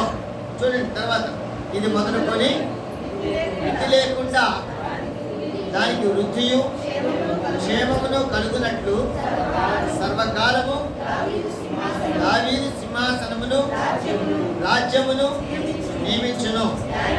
న్యాయము వలనను నీతి వలనను రాజ్యమును స్థిరపరచుటకు అతడు సింహాసనాసీనుడై రాజ్య పరిపాలన చేయును. సైన్యములకు అధిపతియగు యెహోవా ఆసక్తి కలిగి ఆయన చేసే ప్రతి పనిని అంట దేవుడు చూస్తూ పరీక్ష చేస్తూ ఆసక్తి కలిగి నెరవేరుస్తాడంట. ప్రతి పని మన ప్రభువుకి చెప్పినప్పుడు, ప్రభువుకి చెప్తే ప్రభువు తండ్రికి చెప్తాడు అన్నమాట. ఇంతకుముందు కూడా ఒకసారి ఈ మాటని మనం జ్ఞాపకం చేసుకున్నాం. మనం ఏదైతే చెప్పుకుంటామో వెంటనే తండ్రికి చెప్పినప్పుడు తండ్రి మనకి ఆసక్తి కలిగి మనకి చేస్తాడు. ఎంత మంచి మాట. ఆసక్తి ఉంటుందంట. ప్రభువులు వారు ఏం చెప్పారో అది ఆసక్తిగా చేస్తాడంట దేవుడు. అందుకే యోహాను సువార్తలోనే మరి 11వ అధ్యాయంలో వాళ్ళ దగ్గరికి వెళ్ళి లాజరు చనిపోతే వెంటనే ఆ లాజరుని బతికిస్తాడు. తండ్రి, ఇదిగో వీరికి తెలియనట్లుగా ఈ కార్యం చేయ్యా అని కన్నీటిని విడిచినప్పుడు ఆ కన్నీటిని చూసి తండ్రి దేవుడు కూడా ఏం చేస్తాడంటే వెంటనే లాజరుని లేపుతాడు. దేవుడు జీవాన్ని ఇస్తాడు. లేయ్ లాజరు లేయి అనగానే ప్రభువు వారు చెప్పగానే ఏ మాట అయితే చెప్పాడో ప్రభువు వారు అది ఆసక్తి కలిగి దేవుడు కూడా నెరవేర్చాడు ఆ మాట. కాబట్టి ప్రభు యొక్క శక్తి, ఆయన మహిమ, ఆయన విలువేంటో ముందు మనం అర్థం చేసుకోవాలి. అర్థం చేసుకున్నామా మనకన్నా ఇంకా ధన్యులు ఐశ్వర్యవంతులు ఈ లోకంలో ఎవరు ఉండరు. ఆయన అర్థం చేసుకొని ఆయనకి చెప్పుకుంటే ఆయన ఖచ్చితంగా నాకు చేస్తాడు. ఈ విషయంలో దేవుడు ప్రభుల వారికి నేను ఎప్పుడు చెప్పానో తండ్రి కూడా ఆసక్తి కలిగి ఇది నెరవేరుస్తాడు అన్నటువంటి మాట మనకి జ్ఞాపకానికి రావాలి. తండ్రి నెరవేరుస్తాడు, తండ్రి చేస్తాడు. ఆయన లోకానంతటినీ కలుగునుగాక అని చెప్పగానే అన్నీ కలిగాయి భూమి మీద. కానీ మనల్ని మాత్రమే శ్రద్ధ కలిగి ఎందుకు చేశాడు ఆయన? మనుషులుగా మట్టిలోంచి తీసి మనల్ని ఎందుకు చేశాడు? మనకి ఎందుకు జీవాన్ని ఇచ్చాడు? ఆయనలో ఉండే జీవాయువే కదా, ప్రాణమే కదా మనకు కూడా ఉంది. మనకిచ్చింది ఆయనే కదా. ఉఫ్ అనగానే ఊదాం కదా, ఊదంగానే మనకి జీవాయువు వచ్చింది కదా. ఆయన లోపల ఉండే ఊపిరే మనం. హల్లెలూయా. మనలో ఉండే ఊపిరి మంది కాదు, ఆయనది, తండ్రిది. కాబట్టి ప్రభుల వారి దగ్గరికి వెళ్ళి నువ్వు ఏది కావాలా, శాంతి సమాధానం కావాలని వెళ్ళావో అది వెంటనే తండ్రికి తెలుస్తుంది. ఆయన ఆసక్తి కలిగి చేస్తాడు. ఊరికే చెప్పాడులే, ప్రభుల వారు చెప్పాడు కానీ వాడు ఎట్టంటుండలే, వద్దులే అని అనుకోడంట తండ్రి. యేసయ్య చెప్పాడు నాకు అంతే చాలు, ఆయన చెప్పాడు అంతే అని ఖచ్చితంగా చేస్తాడు దేవుడు. అంతే, నేను యెహోవా యందు నా రక్షణకర్త యెహోవానందు నేను ఆనందించేది అన్నాడు ఆబోకు. ఎందుకన్నాడు ఆ మాట? ఆయనలోనే మనం ఆనందించాలి. ఆయన మనకి రక్షకుడు. ఆ రక్షకుడు చెప్తే అది ఖచ్చితంగా దేవుడు చేస్తాడు అన్నటువంటి జ్ఞానం, ఆలోచన, ఆ విధానము మనకి కలిగితే ఆయన నేను వచ్చి తీసుకెళ్తాను ఆయన చెప్పాడు. ఎవరికైతే చెప్పాడో ఆ గుంపులో మనం కూడా ఉంటాము. కొంతమంది వెళ్ళింది పరలోకానికి, అందరూ వెళ్ళలేదు. అందరూ వెళ్ళాల. కొంతమందేనంట, కొంతమందే వెళ్ళారు. పరలోక రాజ్యంలో తండ్రి అక్కడ గుంపు అందరూ కూడా 24 మంది పెద్దలు అందరూ కలిసి చూసుకుంటుంటే అక్కడ పెద్దగా ఖర్చులు మంటలు పట్టుకొని అంతా దేవునికి స్తోత్రం స్తోత్రం స్తోత్రం అని చెప్తున్నారంట. ఊరే వీళ్ళందరూ కదా, ఎవరు వీళ్ళు? చాలా మంది ఉన్నారే. అవునే ఉన్నారయ్యా, చాలా మంది ఉన్నారు. వీళ్ళంతా కూడా లోకంలో నుంచి వచ్చారయ్యా. అనేక భాషలు మాట్లాడతారు, అనేక ఊళ్ళల్లో ఉన్నారు, అనేక కార్యాలు చేస్తారు, అనేక పనులు చేసుకుంటారు. వీళ్ళందరూ కూడా వాళ్ళు ఏ పని చేసినా, ఏ భాష మాట్లాడినా, ఎక్కడ జీవించినా, అమెరికాలో జీవించినా, అలెగ్జాండర్లో జీవించినా, లేకపోతే అల్లూరులో జీవించినా, నెల్లూరులో జీవించినా, విజయవాడలో అయినా, ఎక్కడైనా సరే, ఎక్కడైనా జీవించు. వీళ్ళందరూ కూడా ఎవరు ఇక్కడున్నారు ఈ లోకంలో అంటే వీళ్ళందరూ గొర్రె పిల్ల రక్తంలో తమ పాపములు కడుక్కున్న వాళ్ళయ్యా. గొర్రె పిల్ల రక్తంలో కడుక్కోవడం అంటే రక్తం ఎంతమందికి కావాలో కడగాలంటే యోహాను సువార్తలో 2వ అధ్యాయంలో కొంతమంది రాగానే పెళ్లికి అందరూ వస్తారు కదా, పెళ్లి మండపంలో అందరూ ఉండగానే ఏమైంది? బాటలు ఏమైంది? అక్కడ బాటలు ఏమైంది? మేము మాకేం తెలుసు, మేము అప్పుడు అక్కడ అట్లా అనుకుంటే చూడండి బాటలు ఏమైనాయో తెలుసు. యోహాను సువార్త 2వ అధ్యాయం కానా పెళ్లిలో 2వ అధ్యాయమేనా? ఏవో మాకేం తెలుసు, నువ్వు చెప్తే చదువుతాం. నేను ఎప్పుడో మర్చిపోతామండి. ఇంటికి వెళ్ళి కూతున్నామంటే అన్నీ మర్చిపోతాం. నిద్రపోతాం. మేము నిద్రపోయాం కదా, మేము మర్చిపోతాం కదా. యోహాను సువార్త 2వ అధ్యాయం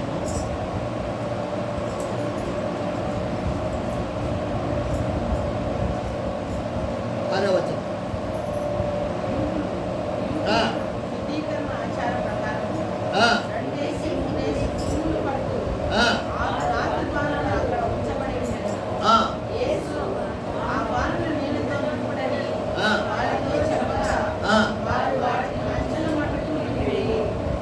ఏమంట? ఏం నింపమన్నాడా? బాణలు నింపమన్నాడు. నింపమంటే ఖాళీ ఉన్నాయనే లేకపోతే లేవనే? ఖాళీగా ఉన్నాయి కదా, బాణలన్నీ ఖాళీగా ఉన్నాయి. ఇప్పుడు ఎన్ని బాణలు ఉన్నాయి? 6 బాణలు ఖాళీగా ఉన్నాయి. ఆ పెళ్ళికి ఎంతమంది వచ్చుంటారు సుమారు? ఆ బాణలు ఎందుకు పెడతారో తెలుసా? ఎందుకు పెట్టారు అక్కడ బాణలు? అక్కడ యూదుల శుద్ధీకరణ ఆచారం. ఎందుకంటే బయట ఊళ్ళ నుంచి వస్తారు వాళ్ళందరూ, అనేక ఊళ్ళ నుంచి వచ్చిన వాళ్ళందరూ ఏం చేస్తారంటే లోపలికి పోయేటప్పుడు కాళ్ళు కడుక్కొని కడుక్కొని వెళ్తారు. మనం కూడా ఆ ఇంటికి ఎవరైనా వస్తే ఇంతకు ముందు ఇచ్చేవాళ్ళు లేదు, ఇప్పుడు ఎవరు ఇస్తున్నారు? ఇంటికి బయట నుంచి వచ్చారంటే బకెట్ పెట్టి చెంబు పెట్టి కాళ్ళు కడుక్కోరండి అని ఇంతకుముందు అనేవాళ్ళు. ఇప్పుడు ఎవరు అసలు చెప్పేది? కాళ్ళు కడుక్కోరు, అసలు మనమే కడుక్కో, కాళ్ళు ఇంట్లో బయట మనమే కడుక్కో. వాళ్ళకేం చెప్తాం వచ్చిన వాళ్ళకి కదా. నేను ఒకసారి ఎప్పుడు చెప్పాను అనుకుంటానే, మీకు చెప్పానా? ఏం చెప్పాను? మాకేం గుర్తు చెప్పాను, మాకేం గుర్తు. పెట్టారు కదా అప్పుడు మీరు, పెట్టారా లేదా? పెట్టారు. కాబట్టి ఆ శుద్ధీకరణ కోసంగా బాణలు పెడితే అవి అయిపోయింది. పెళ్ళికి వచ్చిన వాళ్ళు అందరూ కాళ్ళు కడుక్కున్నారు, అయిపోయింది. ఇప్పుడు ఆ బాణంలో నీళ్లు పోసి దాన్ని ద్రాక్షరసం చేశాడు ప్రభువు. ఇంత మరి విషయం అది. కాళ్ళు కడుక్కునే దానికి నీళ్లు పెడితే ద్రాక్షరసం చేశాడు ప్రభువు, మళ్ళీ నీళ్లు పోస్తాడు. కాబట్టి కొంతమంది కడుక్కుంటేనే నీళ్ళు అయిపోయినాయి. అక్కడ అయిపోయినాయా లేదా? మరి ప్రభువు రక్తం కావాలా అంటే ఎంతమంది ప్రభువుకి రక్తం ఎంత ఉంటుంది? అసలు ఎంత ఉంటుందండి? ఒక రక్తం, మనిషి రక్తం ఎంతమందికి కాళ్ళు కడుక్కునేది? మనమంతా కడుక్కోవడం అంటే మొత్తం కడుక్కుంటాం, స్నానం చేస్తాం. తల స్నానం చేస్తే 2 బకెట్లు నీళ్ళు కావాలా పర్లేదా? ఒక బకెట్ 2 బకెట్లో వాళ్ళ సంతోషాన్ని బట్టి పోసుకుంటారు కదా. మరి ఒక బకెట్ కావాలి, 2 బకెట్లు కావాలి. 2 బకెట్లు నీళ్ళు పోసుకుంటాం మనం స్నానం చేసి రావడానికి. అంతేనా? తొట్టి నిండా చేస్తారా? బకెట్ 2 బకెట్లు. కాబట్టి ఒక బకెట్ 2 బకెట్లు అంత స్నానం చేసి మనం వస్తున్నాం కదా. మరి ప్రభు రక్తంతో కడుక్కోవాలంటే ఎన్ని బకెట్లు కావాలి? ప్రభు రక్తం ఎన్ని బకెట్లు కావాలి? ఎన్ని బకెట్లు కావాలి? ఒకరి కాదు, ఎంత గుంపు. అక్కడ ఎంత గుంపు చూడండి ప్రకటన గ్రంథంలో. ఎంత గుంపు అంటే ఎక్కడెక్కడి నుంచో వచ్చేసారు వాళ్ళందరూ. ఆయన అంటున్నాడు, అయ్యా ఈ ప్రభు రక్తంలో కడుక్కున్నారయ్యా. అబ్బా, రక్తంలో కడుక్కుంటే శుద్ధీకరణ ఆచారం ప్రకారం 6 బాణలు ఖాళీ అయిపోయినాయి కాళ్ళు కడుక్కోవడానికి. అక్కడ కొంతమందికే. ఇప్పుడు ప్రభు రక్తం కావాలంటే ప్రభు ఒక మనిషికి ఎంత రక్తం ఉంటుందండి? ఒక సముద్రం, 4 సముద్రాలు అంత రక్తం ఉంటుంది ఒక్కొక్కరికే. మనకు అర్థం కావాలి, ఆయన మాటలు మనకు అర్థం కావాలి. అప్పుడే మనం ఆత్మీయంగా బలపడతాం. ప్రకటన గ్రంథం 7వ అధ్యాయం.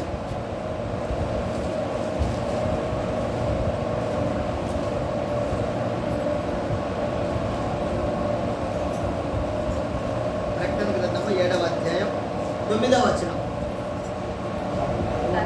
అటు తరువాత నేను చూడగా ఇదిగో ప్రతి జనములో నుండి, ప్రతి వంశములో నుండి, ప్రజలలో నుండి, ఆయా భాషను మాట్లాడు వారిలో నుండి వచ్చి ఎవడనూ లెక్కింపజాలని ఒక గొప్ప సమూహము కనపడినో వారు తెల్లని వస్త్రములు ధరించుకున్న వారై ఖర్జూరపు మంటలు చేత పట్టుకొని సింహాసనం ఎదుటను గొర్రెపిల్ల ఎదుటను నిలువబడి సింహాసనాసనుడైన మా దేవునికి గొర్రెపిల్లకును మా రక్షణకై స్తోత్రమని మహాశబ్దముతో వాళ్ళు దేవుడిని స్తుతిస్తున్నారు. వాళ్ళు అక్కడ ఖర్జూరం పట్లు పట్టుకున్నారు. చాలా మంది వచ్చారు. లెక్క పెడదామా అంటే లెక్క పెట్టలేరు, పెద్ద గుంపు ఉంది. అయితే ఆ గుంపునంతటిని చూసి ఏమంటున్నాడో అడుగుదాం. 11వ వచనంలో చూద్దాం. పెద్దలలో ఒకడు తెల్లని వస్త్రములు ధరించుకొని ఉన్న మీరెవరు, ఎక్కడ నుండి వచ్చిరని నన్ను అడిగాను. అందుకు నేను, అయ్యా నీకే తెలియను అనగా అతడు ఇలాగు నాతో చెప్పెను, వీరు మహాశ్రమల నుండి వచ్చిన వారు గొర్రె పిల్ల రక్తములో తమ వస్త్రములను ఉదుకుకొని, గొర్రె పిల్ల రక్తంలో వస్త్రాలన్నీ ఉతుక్కున్నారంట. ఉతుక్కొని తెల్లగా చేసుకొని ఆ గుడ్డలు వేసుకొని వచ్చేస్తున్నారు వీళ్ళు అక్కడికి. అది తెల్లని బట్టలు ధరించుకున్న వారు ఉన్నారు. వీళ్ళు ఎవరయ్యా వీళ్ళు ఇంత తెల్లని? ఆ గొర్రె పిల్ల రక్తంలో కడుక్కున్నారయ్యా వీళ్ళంతా. ఒరే చిత్రం మీద గొర్రె పిల్ల రక్తంలో కడుక్కుంటే ఎర్రగా వాలి కదా, గుడ్డలన్నీ ఎర్రగా వాలి కదా, తెల్లగా ఉన్నాయి. సున్నపు నీళ్ళలో పెడితే తెల్లగా వస్తాయండి. ఎర్ర నీళ్ళలో పెడితే ఎర్రగా ఉంటాయా తెల్లగా ఉంటాయా? మరి ఇదేంటి ఇదే? రక్తం అయితే చేతికి రక్తం అవుతుంది, గుడ్డగా అవుతుంది రక్తము. ఎట్లుంటుంది ఆ రక్తమా? ఆ గుడ్డ ఎట్లుంటుంది? రక్తం అయింది, పోసుకున్నామండి, టంటున్నాను, టంటుంటే ఏదో తగిలింది, ఇక్కడ బ్లడ్ కారుతా ఉంది. సరే తెల్ల గుడ్డ తీసుకొచ్చారు, ఆ గుడ్డకి చుట్టాము. ఆ గుడ్డ ఇప్పుడు ఏ రంగులోకి మారుతుంది? ఇదే తెల్లగా ఉందని రాశారు ఇక్కడ. గొర్రె పిల్ల రక్తంలో కడుక్కున్న వాళ్ళు తెల్లగా ఉన్నాయంట. ఎర్ర కదా ఉండాలా? రక్తం ఎర్ర కదా ఉంటే. కానీ గొర్రెల రక్తం ఎట్లుంటుంది? తెల్లగా ఉంటుందా? గొర్రె రక్తం పుట్టేవి అమ్మా ఎర్రగానే కదా ఉంటుంది. కోడి రక్తం ఎర్రగానే ఉంటుంది, తెల్లగా ఎవరు తొడదు, అందరికీ ఎరిపే. రక్తం అంటే ఎరిపే కదా. మరి రక్తం అంటే ఎరుపుగా ఉంటారు కదా. ఆ గొర్రె పిల్ల రక్తములో కడుగుకున్న వీరు తెల్లబడా అయింది వీళ్ళ గుడ్లో. మనకు అర్థం కావాలి, అక్కడ గొర్రె పిల్ల రక్తం యేసుక్రీస్తు ప్రభువు వారు, ఆయన రక్తం అని. ఆయన రక్తంలో కడుక్కుంటే తెల్లగా ఉండాలి కదా, ఎర్రగా ఉండాలి కదా, తెల్లగా అయింది. ప్రభువు వారు రక్తం అంటే ఆయన శరీరంతో ఉన్నాడు. ఆయన శరీరము, ఆయన రక్తము ఏంటంటే ఆయన మాట, తండ్రి యొక్క మాట ఆయన శరీరం దాల్చింది. దేవుడు పెట్టారు భూమి మీద. యోహాను సువార్త ఆ 1వ అధ్యాయంలో ఉంటుంది ఆ మాట. అది ఎందు వాక్యముడును, వాక్యమే దేవుడే ఏంటను, ఆ వాక్యమే శరీరధారిగా జన్మించను ఉంటుంది. ఆ వాక్యమే, ఆ వాక్యముతో మనం కడుక్కోవాలి. అంతే. అయ్యా నీ రక్తంతో కడుగయ్యా, నీ రక్తంతో కడుగయ్యా, నీ రక్తంతో కడుగయ్యా అని అంటామే మనం. మన బకెట్ తీసుకొచ్చి కడగతాడా మనల్ని? ఆయన ఎర్ర రక్తం తీసుకొచ్చారు, ప్రభువులు వారు వచ్చారు. అది కాదు అక్కడ అర్థం. ఆయన మాట, తండ్రి యొక్క మాట విని మనం ఆచరించడమే కడుక్కోవడం అంటే. గొర్రె పిల్ల రక్తంలో ఆయన కడగడం, కడుక్కున్నారంటే దేవుని మాటలు విని పద్ధతి ప్రకారంగా జీవించారు. అందుకే నేను మీకు శాంతిని ఇస్తున్నాను, నేను వెళ్తున్నాను, మళ్ళీ వస్తానన్నప్పుడు వీళ్ళు రెడీగా ఉన్నారు. ఆయన మాటల ప్రకారంగా జీవించి దేవుని పెట్టారు. అది అర్థంగా ఉన్నారు. ఈ భూమి మీద శాంతిని ఇస్తాడు, సమాధానాన్ని ఇస్తాడు. ప్రతి శ్రమలో, ఇరుకులో, ఇబ్బందుల్లో ఆయన పాదాల దగ్గర పడి ఏడ్చి, అయ్యా తండ్రి ఈ మాట చెప్పాడు, అయ్యా నాన్న ఈ మాట చెప్పాడు, నేను ఆ విధంగా చేయలేదు కాబట్టి నన్ను ఏం చేయమంటావు? ఇప్పుడు ఇదిగో ఇది చెయ్యి ఇప్పుడు అంటాడు ప్రభువు. నీకు వచ్చిన శ్రమను బట్టి నువ్వు ఎప్పుడైతే దేవుడు నీతో మాట్లాడాడో, ఆ వాక్యం ద్వారా నీతో మాట్లాడాడో, వెంటనే సరిదిద్దుకున్నప్పుడు దేవుడు నిన్ను పరిశుద్ధపరిచినట్టే లెక్క. వెంటనే తండ్రి దేవుడు మనకు అన్ని అనుగ్రహిస్తాడు. గొర్రె పిల్ల రక్తంలో కడుక్కోవడం అంటే రక్తం తీసుకొచ్చి కడుక్కోవడమో, నీళ్లు తీసుకొచ్చి కడుక్కోవడమో కాదు. ఎంత రక్తం కావాలా? ఆయన మాట అందరికీ ఎంతమంది విన్నా కూడా అది తగ్గదు. ఆ మాట మైకు పెడతా ఉంటే ఎంత దూరం అయినా సరే మైకులు పెడతా ఉంటే వినపడతానే ఉంటుంది ఆ మాట, వినపడతానే ఉంటుంది ఆ మాట ఎక్కడికైనా సరే. దేవుని మాట, ఆ మాట విన్నప్పుడు మనం మనల్ని పరిశుద్ధపరచుకోవాలి. మనం ఆయన శాంతిని మీకు ఇస్తున్నాను అన్నాడంటే మనం జాగ్రత్తగా ఉండాలి. ఆయన ఇస్తున్నాడంట, మరి నేను ఎలా ఉండాలి? గడ్డు తీసుకొచ్చి ఇస్తే బురద మట్టి చేతులతో మనం పడుకుంటామా? లేదు కదా, పడుకొని వెళ్ళి తీసుకుంటాం. ఆశీర్వాదం కూడా అంతే. మనం ఎప్పుడైతే శుద్ధంగా ఉన్నామో ఆశీర్వాదం కూడా మన దగ్గరకు వస్తుంటుంది.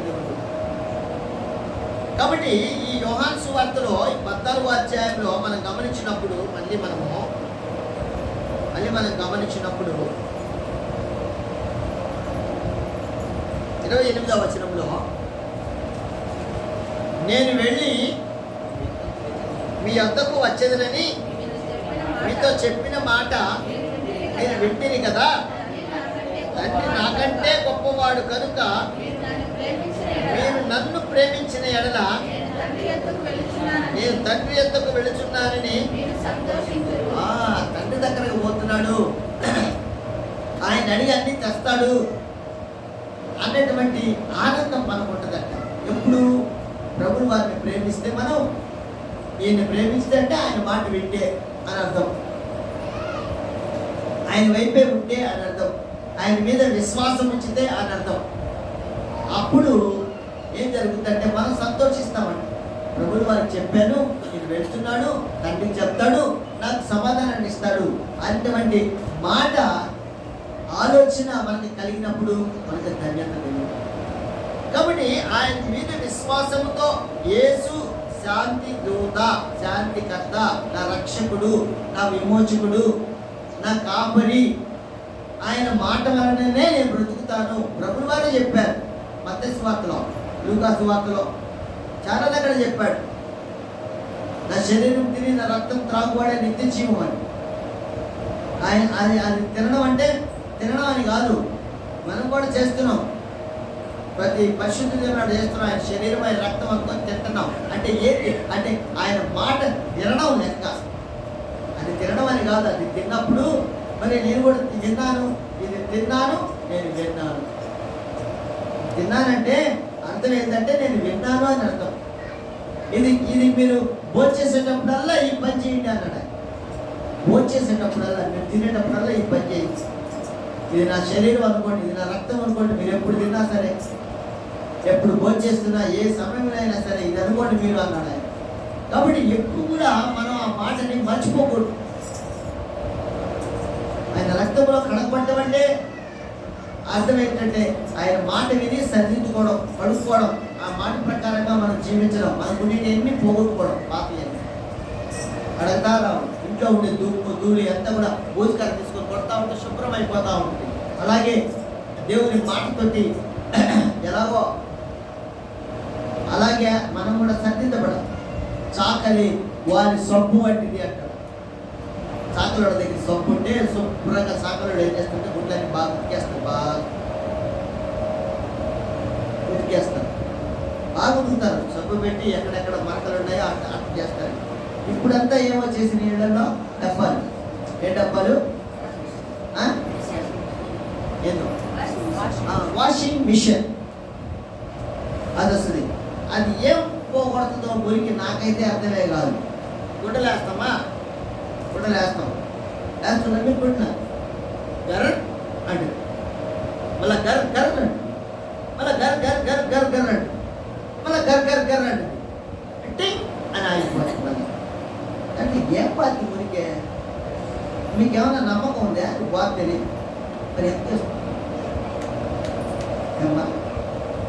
సాకలు అడిగిస్తే సాకలు తీసుకుపోయి వాళ్ళు బండ మీద పెట్టి సబ్బు తీసుకొని సరే ఎక్కడ నల్ల ముందు అక్కడ కాలర్ల కాడ, లేకపోతే చేతులు, లేకపోతే ఏందో జాకెట్లు, లేకపోతే బావళ్ళు, లేకపోతే ప్యాంట్లు, ఏ గుడ్డలు మనం ఏం వేసామో అవన్నీ సబ్బు తీసుకొని బాగా రుద్దుతాడు. దాన్ని రుద్ది రుద్ది రుద్ది రుద్ది పోయింది అనుకున్నప్పుడు అప్పుడు మళ్ళీ కొద్దిగా నీళ్లు పోస్తాడు దానిపైన, గొడ్డిపైన మళ్ళీ నీళ్లు పోసి మళ్ళీ చూస్తాడు అప్పుడు ఉంటే లేదని, మళ్ళీ సబ్బు తీసుకొని మళ్ళీ రుద్దుతాడు. రుద్దేసి ఒక బ్రష్ బ్రష్ ఎత్తుకుపోయినాడు అనుకో, ఆ బ్రష్తో మళ్ళీ రుద్దుతాడు దాన్ని. రుద్ది అప్పుడు మళ్ళీ నీళ్ళలో ముంచి మళ్ళీ గట్టిగా పిండి ఆమెను ఆరేస్తాడు చెట్ల మీద. అంత పని జరగాలి, మునిగిపోవాలండి. ఏం చేస్తున్నాయి ఇళ్ళల్లో? ఏం చేస్తున్నాయి? బురు బురు బురు బురు బురు బురు అయిపోయింది. తెల్లగా వచ్చేసింది అంట. ఆడొచ్చింది చూసుకోండి ఒకసారి, వచ్చింది రాలేదు. చాకలి వారి సబ్బు వంటిది దేవుడి వాక్యం. చెప్తానా వేసి కడగాల, బాగా జ్ఞాపకం పెట్టుకోవాలి, ఆచరించాలి. ఆచరించుకున్నా మనం చేస్తే ఎలాగా మనం తెల్లగా ఉంటాం. అక్కడ వాళ్ళు దేవుడిని స్తుతించేవాళ్ళు తెల్ల బట్టలు వేసుకొని వచ్చారంట. హృదయాలన్నీ తెల్లగా పెట్టుకొని కనపడాలి. మన బట్టలు కాదు, అక్కడ మన హృదయాలు లెక్క.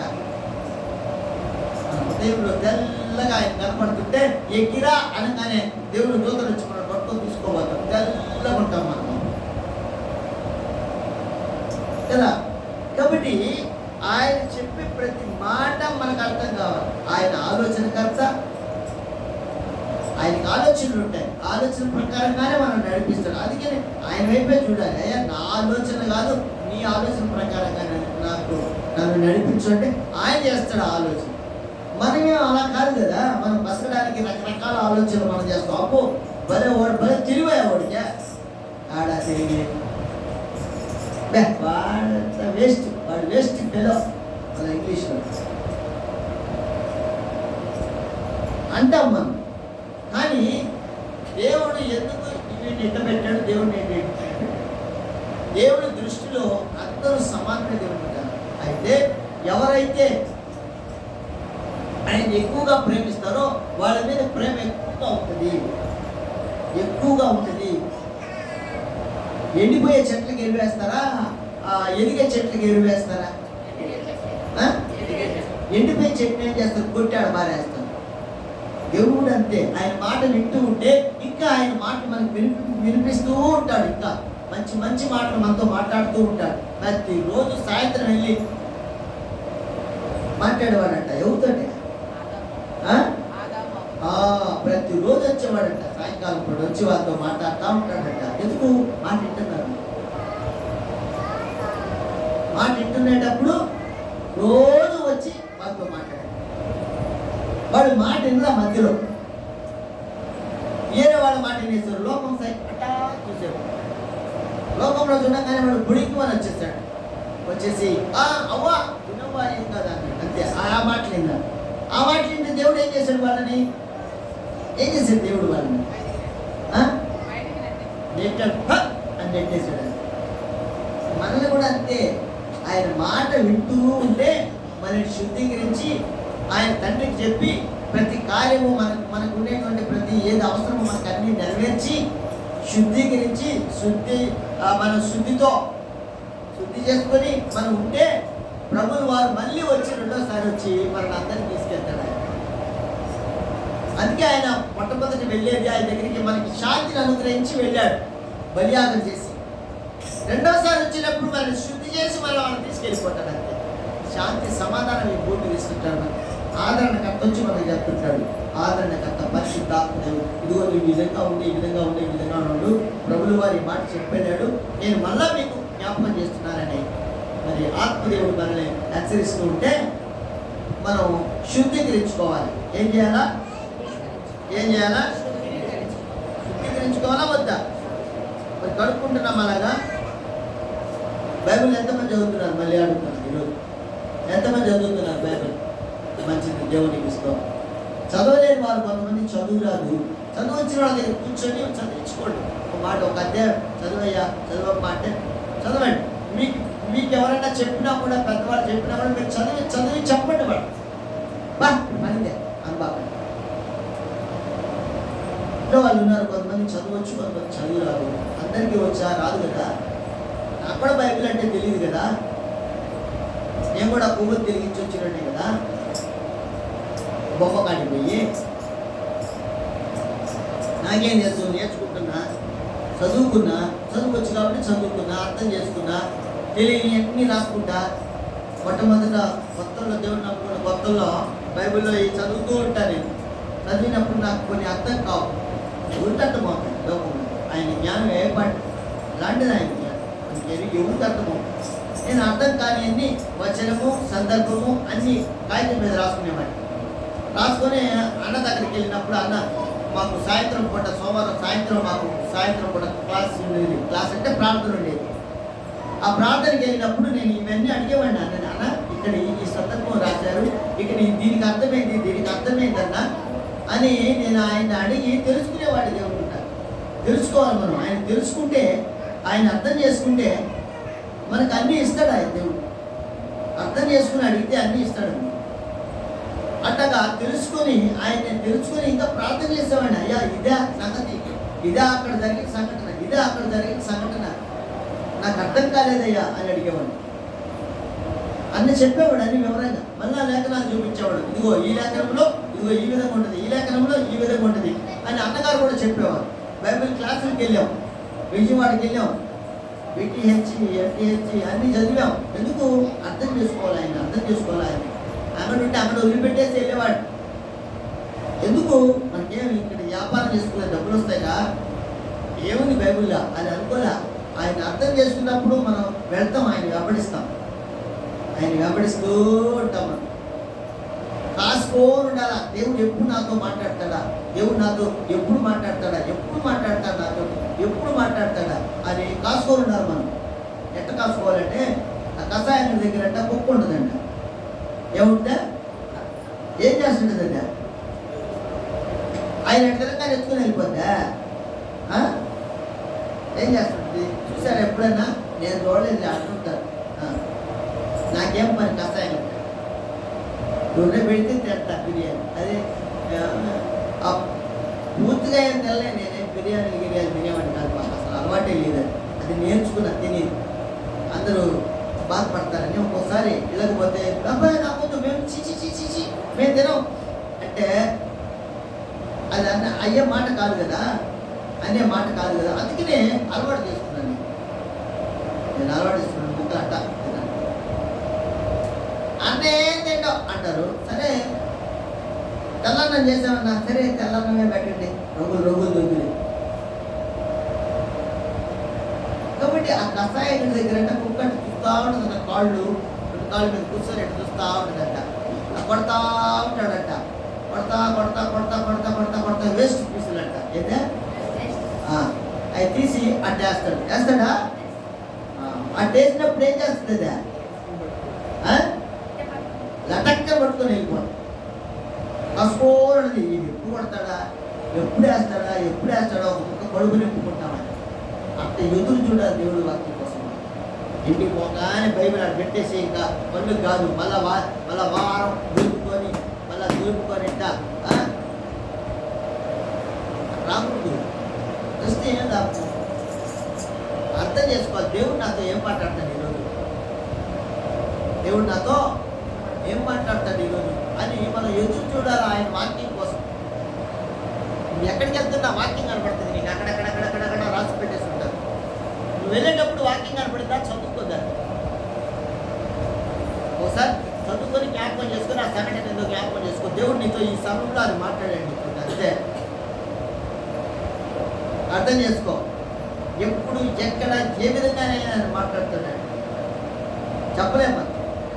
మనం కాసుకొని ఉండాలి. దేవుడు మాట్లాడతాడు, ఏం మాట్లాడతాడు. మనం వెళ్తా ఉన్న ప్రయాణమే, దేవుడు నాతో ఏం మాట్లాడతాడు, ఇప్పుడు నేను ఎట్లా నడిపిస్తాడు. అయ్యా నువ్వే నడిపించు, నువ్వు మాట్లాడి నాతో అంటే ఏడో బాతుంటాం, ఏడో వాక్యం కనపడతాం.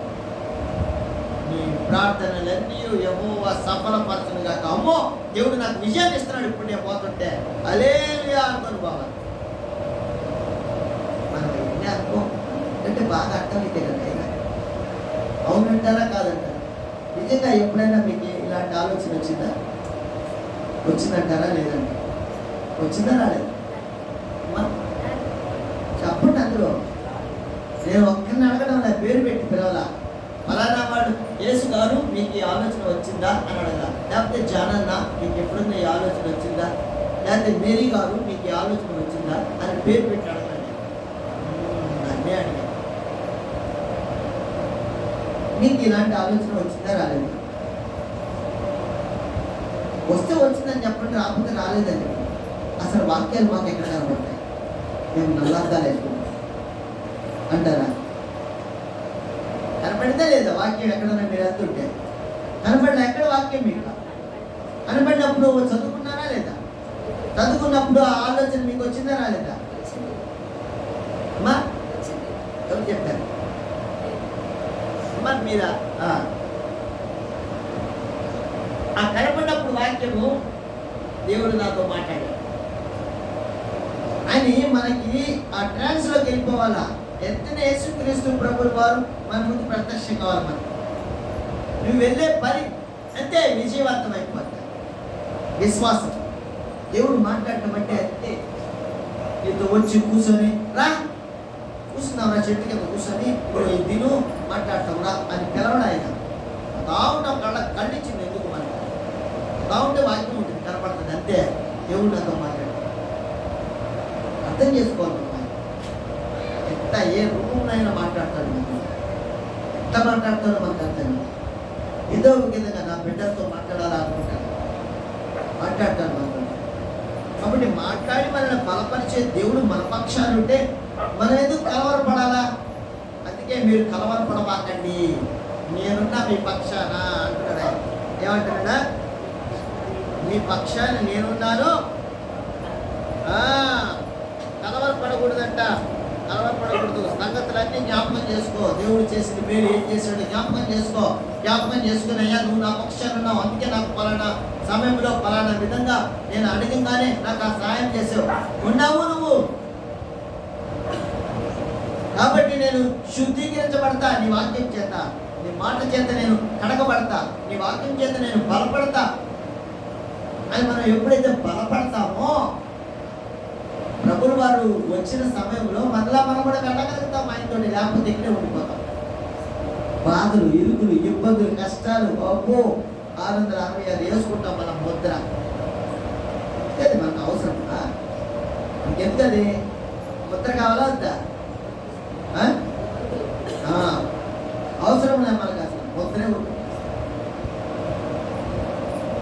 బళ్ళేదయా బళ్ళే అబ్బోకు చెప్పాడు, ఏమున్నా ఏమి లేకపోయినా మాకేం బళ్ళే, మా రక్షణకర్త దేవుడు మాకున్నాడా, నేను ఆనందిస్తా ఆయనలోనే అని చెప్పాలి. అప్పుడు చెప్పేవాడు తప్పు ఉంటారంట. ఏసీలే అంటారంట, ముద్ర ఏసీలే, ఆకలికి చచ్చిపోతున్నారంట. పాస్టర్ గారు చెప్పారు, ఆకలికి చచ్చిపోతున్నాము ఏసీలే అంటారంట. అప్పుడు ఏసీలేప్ప, ఏసీలే 666 ఏసీ ఏసీలే చేస్తాం ఆకలి అనుకుంటారంట. నా రక్షణకర్త ఏమి లేకపోయినా సరే, అన్నమా మళ్ళీ నాకు ముద్ర వేసుకోకపోతే అన్నం ఉండదో, లేకపోతే పో, ఎన్ని రోజులు ఉంటాను అన్ని రోజులే ఉంటాను. దేవుడు నన్ను ఇష్టపడితే బతికిస్తాడు ఆయన. ఏమి లేకపోయినా అట్టే బతుకుతాను, ఏమి లేకపోయినా అట్టే బతుకుతాను, నీళ్లు తాగి బతుకుతాను అని ఆనందిస్తారంట కొంతమంది. అప్పుడు కూడా అక్కడ కాదండి. కాబట్టి మనము ఈ భూమి మీద జీవించినప్పుడు దేవుడు మనతో మాట్లాడుతున్న ప్రతి మాటని మనం ఏం చేసుకోవాలా? అర్థం చేసుకొని నడుచుకోవాలి. ఒక మాట చూసుకొని మనం ఆరాధన జరుగుతుంది. కొలస్సీలకు రాసిన పత్రిక, కొలస్సీయులకు రాసిన పత్రిక 1వ అధ్యాయం.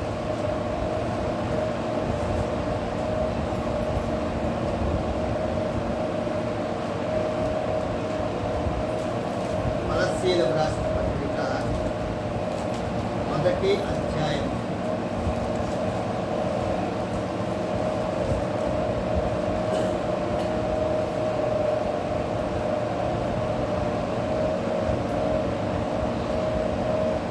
పంతొమ్మిది 20 19 20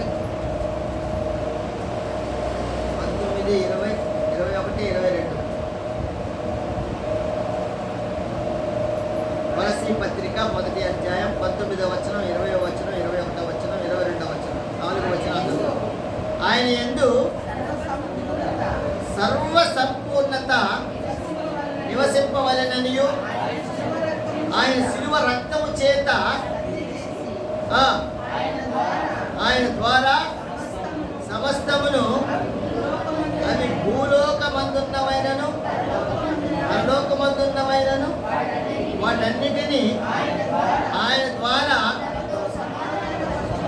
తనతో సమాధాన పరచుకొనవలెననియు తండ్రి అభీష్టమాయను. మరియు గత కాలమందు దేవునికి పురస్తులను మీ దుష్క్రియల వలన మీ మనస్సులో విరోధ భావము గలవారై ఉండిన మిమ్మును కూడా తన సన్నిధిని పరిశుద్ధులుగాను దోషులుగాను నిరపరాధులుగాను నిలవబెట్టుటకు ఆయన మాంసయుక్తమైన దేహమందు మరణము వలన ఇప్పుడు మిమ్మల్ని సమాధానపరిచెను. చూడండి ఎంత మంచి మాట మన మధ్యకి తీసుకొస్తున్నాడు ఆత్మదేవుడు. సమాధానంగా ఉండడానికి ఆయన మాంసయుక్తమైన దేహమందు మరణము వలన ఇప్పుడు మిమ్మల్ని సమాధానపరిచెను. ఆయన కుమారుడి ద్వారా మనకి సమాధానం కలగాలంట. అది తండ్రి అభీష్టం అంట. ఆయన రక్తము, ఆయన శరీరము అనగా ప్రభువుని కల్వరి శిలువకు అప్పగించి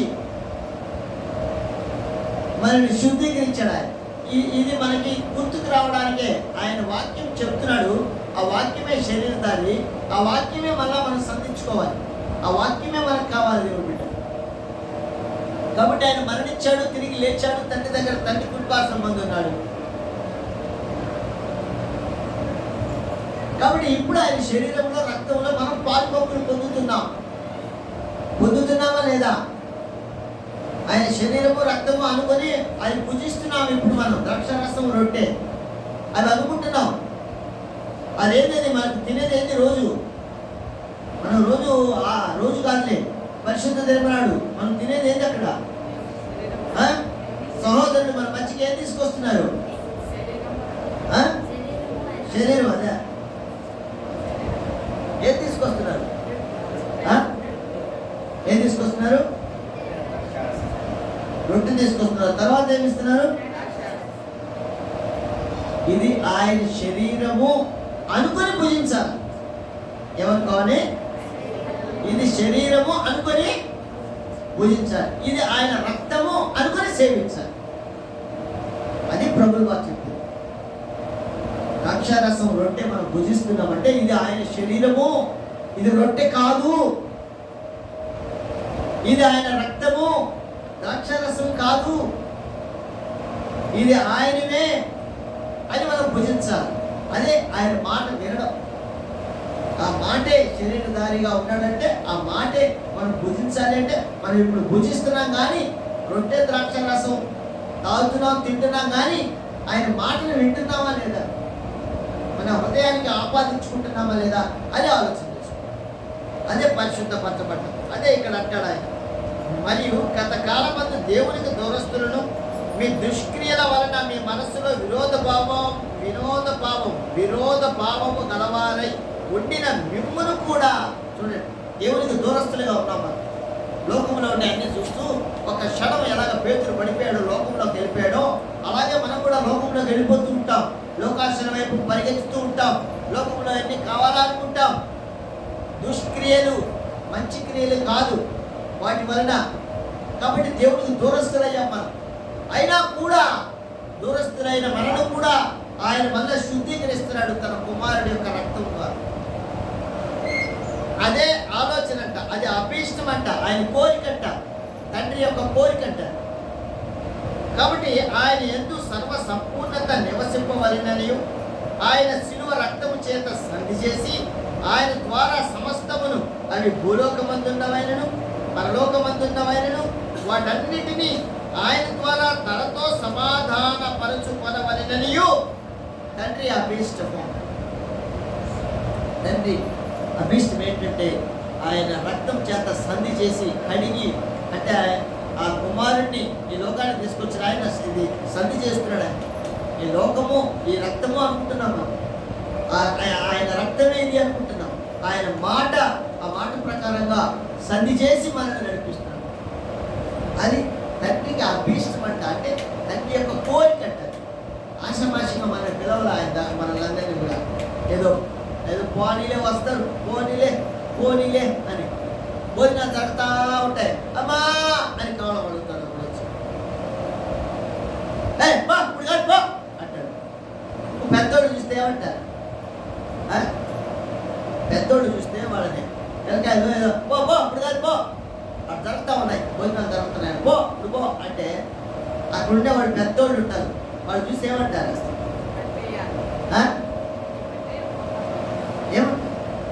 రే ముందు పెట్టి పంపిరా. దయగలిగిన హృదయాలు ఉంటాయి వాళ్ళ దగ్గర. వాళ్ళు దయగలిగిన వాళ్ళు ఉంటారు. కొంతమంది పెద్దలు ముందు పెట్టి పంపిరా, ఏం కాదు కానీ ఉండలే చాలా అక్కడ ఇంకా పారిపోయాల్సి వస్తుంది, అదంతా పెట్టుకో, ముందు పెట్టుకో పెద్దవాళ్ళు అడిగారు అంటారు. కొంతమంది చెప్తారా చెప్పరా మాట? మీరు విన్నారా మాట ఎప్పుడైనా? మరి అలాగా దేవుడు కూడా మనం ఎంత పనికి రాకపోయినా ఏదో పోనీలే అది అనుకోని కాదు, అట్ట పిలవలా మనల్ని. పోనీలే ఒక మందు పెట్టి పంపించేయి అని పిలవలా మనల్ని. నా బిడ్డలు ఆయన దగ్గర తీసుకున్నాడు ఆయన. హల్లెలూయా. మనం ఎంత పనికి తీసుకురాకపోయినా ఆయన మనల్ని దగ్గరికి తీసుకురాడు. అదిగో ఆ బెచ్చగాడికి పెట్టి పో అన్నట్టుగా కాదు. ఆ స్త్రీ అడిగింది వచ్చి, అయ్యా నీ బిడ్డలకు పెడుతున్నావు కదా, కింద పడిపోయింది అయినా పెట్టాయా మాక, కింద పడిపోయింది అయినా పెట్టాయా మాకంటే, అబ్బో నీకెంత విశ్వాసం అమ్మా, కింద పడిపోయిన రొట్టె ముక్కన్నా పెట్టాయా మాక అని ఆ స్త్రీ. కనాను స్త్రీ అంటారు. కనానులో వాళ్ళు ఎలాంటి వారు? విగ్రహారాధికులు. వాళ్ళందరూ విగ్రహాలు వచ్చేవాడు. ప్రభు దగ్గరకు వచ్చి అడిగింది, ఈ రొట్టె ముక్కలు మీ బిడ్డలకు పెట్టే ఆశీర్వాదం కింద పడింది అయినా మరి తినొచ్చు కదా, ఏదో పనికిరాద్దైనా ఉంటే ఒకటి ఇవ్వయా నాక అన్నట్టుగా ఆ స్త్రీ అడిగినప్పుడు ఆమెలో ఉండే విశ్వాసం చూశాడు. వెంటనే పో సమాధానంతో పో. ఆ బిడ్డ కూతురు ఇంటికాడ ఉంది, పిచ్చి పెట్టింది, ఎట్టెంటో చేస్తూ ఉంది. గిన్నెలు అన్నాన్ని పెడితే తటలు వినేస్తూ ఉంది. ఎంత పెట్టినా తింటానే ఉందంట అన్నం. పిచ్చి పెట్టిపోయిందాం. ఆమె సంగతి కోసం వచ్చింది ప్రభుల వారి దగ్గర. ప్రభుల వారు చెప్పారు, మా వాళ్ళకి సాల్లే అమ్మా, మా వాళ్ళకి సాల్లే, మీకు లేదు ఇక్కడ అంటే, అయ్యా ఆ కింద పడిందైనా తినేదానికి అర్హత ఉంది కదయ్యా, కింద పడిందైనా పారేస్తావు అదే, అదన్నా తింటాను, అదన్నా పెట్టయ్యా నాక అన్నట్టుగా ఆమె చెప్తే, నీ విశ్వాసం గొప్పదన్నాడు. సమాధానంతో పో అన్నాడు. వెంటనే అక్కడ ఉండేటువంటి ఆమె కుమార్తె మంచి స్వస్థత పొందుకొని దేవుడు. కాబట్టి ఆషామాషిగా పిలవాలా ఆయన మనల్ని, ఏదో పోనీలే అని పిలవాలా. ఆయన ప్రేమించాడు, తన బిడ్డలు అని ఆయన దగ్గరికి తీసుకున్నాడు. మనం ప్రతి ఒక్కరిని ఆయన హత్తుకున్నాడు. కాబట్టి మనము కూడా అదే ప్రేమతో ఆయన దగ్గరికి రావాలి. అదే ప్రేమతో ఆయన చెప్పినట్టుగా మనం జీవించి, అదే ప్రేమతో మనం ప్రతి విషయాన్ని జ్ఞాపకం చేసుకుని మనం ముందుకెళ్ళాలి. ఆ మాట తండ్రి అభీష్టం ఏంటంటే సంధి చేయడం. మనకి ఆయనకి దుష్క్రియలతో ఉన్నటువంటి మనందరినీ కూడా ఆశ్చర్యకాలం జరిగించి ఆయన దగ్గర పిలుచుకొని, మరి ఇంకా ఇలా ఉండండి, ఇంకా ప్రతి విషయంలో కూడా ఇలా ఉండండి, ప్రభు దగ్గరికి సంధి చేస్తున్నా ప్రభు దగ్గరికి వెళ్ళి అడగండి, ఆయన సంతోషపెట్టండి. అదే ప్రభులు వారంటే ఆత్మదేవుడిని నేను పంపించా, ఆత్మదేవుడు మిమ్మల్ని శుద్ధీకరిస్తాడు, ఆత్మదేవుడు మీ కన్నీటిని తుడుస్తాడని యేసుక్రీస్తు ప్రభులు వారు చెప్తే, ఆదరణకర్త మన దగ్గరకు వచ్చి మన కన్నీటిని తుడిచి మనకి నేర్పించి ఆయన మాటలన్నీ, మీరు ఇలా ఉండండి, ఇలా ఉండండి, ఇలా ఉండి, తండ్రికి ఇష్టం ఇలా ఉండేది. ప్రభులు వారికి తెలుసు, ప్రభులు వారు చెప్పారు ఈ మాట, మరి మీరు ఇలా ఉండండి పరిశుద్ధాత్మ దేవుడు ఈ దినాన్ని మన మధ్యకు తీసుకొచ్చాడు దేవుడు బిడ్డ లేఖనాలని. కాబట్టి మనం కూడా ఎంత ఇదిగా ఉండాలో ఒకసారి మనం ఆలోచన చేసుకుందాం. శాంతిని మీకు ఇచ్చి వెళ్తున్నాను అన్నాడు ఆయన, మీకు ఇచ్చి శాంతిని ఇచ్చి వెళ్తున్నాను అన్నాడు. కలవరాలు భయాలు మీకు వద్దు అన్నాడు ఆయన. కాబట్టి మనం ఎందుకు కలవరాలతో ఉండాలి, మనం ఎందుకు భయపడాలి? ప్రతి విషయంలో కూడా ఏమున్నా ఏమి లేకపోయినా చాలు మనకి.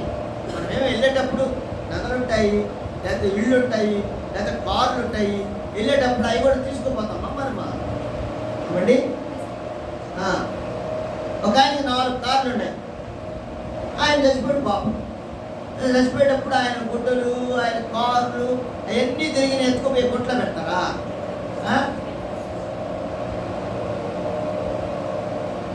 ఏం పెట్టు, మా గుడ్డలు అక్కడ ఉండేది, నువ్వు అక్కడ ఉండేది అన్నీ అమ్మేవాడు. ప్యాంట్లు, చొక్కాలు, బన్నీళ్ళు, డ్రాయర్లు, గ్రాసరీస్ అన్నీ ప్రతి ఒక్కటి అమ్మేవాడు. ఏది లేదు అనుకుంటా. ఆ రోజుల్లో వచ్చేవాళ్ళు, ఆదివారం కూడా తీసేవాళ్ళం. అప్పుడు మా నాయన ఆదివారం కూడా కూర్చోబెట్టేవాడు. వచ్చేవాడు సర్రమని బండి వేసుకొని వస్తాడు. ఏమో ఇక్కడ మళ్ళీ ఉందా? ఉందయ్యా. ఎంత? 40 రూపాయలు. తక్కువ లేదా? ఏంటయ్యా చచ్చిపోయినారా? మీదేంటి మీదంట, ఎవరి మీదంట?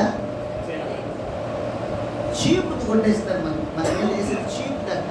అలా మన వాళ్ళు మంచిది వేస్తే పర్వాత మనకి దానికి కాదు. లోకంలో ఉండే సంగతి నేను చెప్తున్నా దేవుడు. మరి అటువంటి పరిస్థితుల్లో మనం ఎందుకు ఆడ సంపాదించాలి, ఏడు సంపాదించాలి, కూడు లేకుండా నీళ్లు లేకుండా సంపాదిస్తూ ఉన్నాం మనం. అజ్ఞానం చేతనే కదా, ఆ జ్ఞానం మనకి లేకనే కదా. అది కావాలి, ఇది కట్టుకోవాలి, అది కట్టుకోవాలి, ఇది కట్టుకోవాలి, కావాలన్నీ కావాలి. ఎంతవరకు మితం అనేది ఉంది కదా. కానీ మించి వెళ్ళిపోతే దేవుని రాజ్యాన్ని ఏర్పాటు చేసుకోలేము, దేవుని రాజ్యంలో అడుగు పెట్టలేము, లోబడి ఉండాలి. అందుకనే సంధి చేశాడంట ప్రభుల వారిని మనతో. అయ్యా నువ్వు వెళ్ళి ఆయన తీసుకెళ్ళిపో, వాళ్ళతో మాట్లాడు, నా బిడ్డలు వాళ్ళు, నేను ఆశ్చర్యకరాలు చేశాను వాళ్ళకి, వెళ్ళు వాళ్ళని సంధి చేయి, వాళ్ళతో బలాన్ని చేకూర్చు అని చెప్తే ప్రభులు వారికి చెప్తే ప్రభులు వారు ఆదరణకర్తని పంపించాడు. ఆదరణకర్త వచ్చి మనతో మాట్లాడుతున్నాడు, మనం బాధపడుతున్నాడు. కాబట్టి జ్ఞానంతో ఆలోచన చేసుకొని ఈ శరీరము ఈ రక్తం అంటే ఏంటి, పరిశుద్ధులు ప్రకటన గ్రంథంలో రాయబడింది, వాళ్ళంతా కూడా ఉన్నారు తెల్ల బట్టలతో, గొర్రె పిల్ల రక్తంలో కడుక్కుంటే తెల్లగా ఉండాలి కదా, ఎర్రగా ఉండాలి కదా, తెల్లగా అన్నాడే. ఇవన్నీ అర్థం చేసుకొని మనం ముందుకెళ్ళాలని ప్రభు పేరట నేను మనం చేస్తున్నాను. మరొకసారి మూలవాక్యాలు చదువుకొని మనం ఆరాధన చేసుకుంటాం. యోహాను సువార్త 14వ అధ్యాయం 27వ వచనం మాత్రమే, లేకపోతే 26వ వచనం మాత్రమే, 26వ వచనం మాత్రమే చదువుకుందాం. ఆదరణకర్త అనగా తండ్రి నా నామమున పంపబోవు పరిశుద్ధాత్మ సమస్తమును మీకు బోధించి నేను మీతో చెప్పిన సంగతులన్నిటినీ మీకు జ్ఞాపకం చేస్తున్న దేవుడు ఆయన. ఆదరణకర్త మనం జ్ఞాపకం చేసుకుని ప్రతి విషయంలో కూడా తండ్రి చేసిన అద్భుత కార్యాలు, ఆశ్చర్య కార్యాలన్నీ జ్ఞాపకం చేసుకుని ఆయనలో ఎదిగి ఫలించాలని ఉన్నతమైనటువంటి ఆశయంతో మనం ముందుకెళ్ళాలని నేను మనవి చేస్తూ ముగిస్తున్నాను. దేవుడు ఈ మాటలు దీవించి ఆశీర్వదించి మన హృదయములలో ఉంచి మనల్ని బలపరిచి నడిపించును గాక. ఆరాధన చేసుకున్నాం. విన్నటువంటి మాటలు, దేవుని మాటలు, ఆదరణకర్త మాటలు, ప్రభు మాటలు ఏం చెప్పాడో మనకి ధైర్యంగా ఉండడానికి మరి అన్నీ విన్నాం. కాబట్టి ఆ మాటల ప్రకారంగా మనం కూడా దేవునికి ఆరాధన, ఆత్మీయ అర్పణని మనం సమర్పించుకుందాం.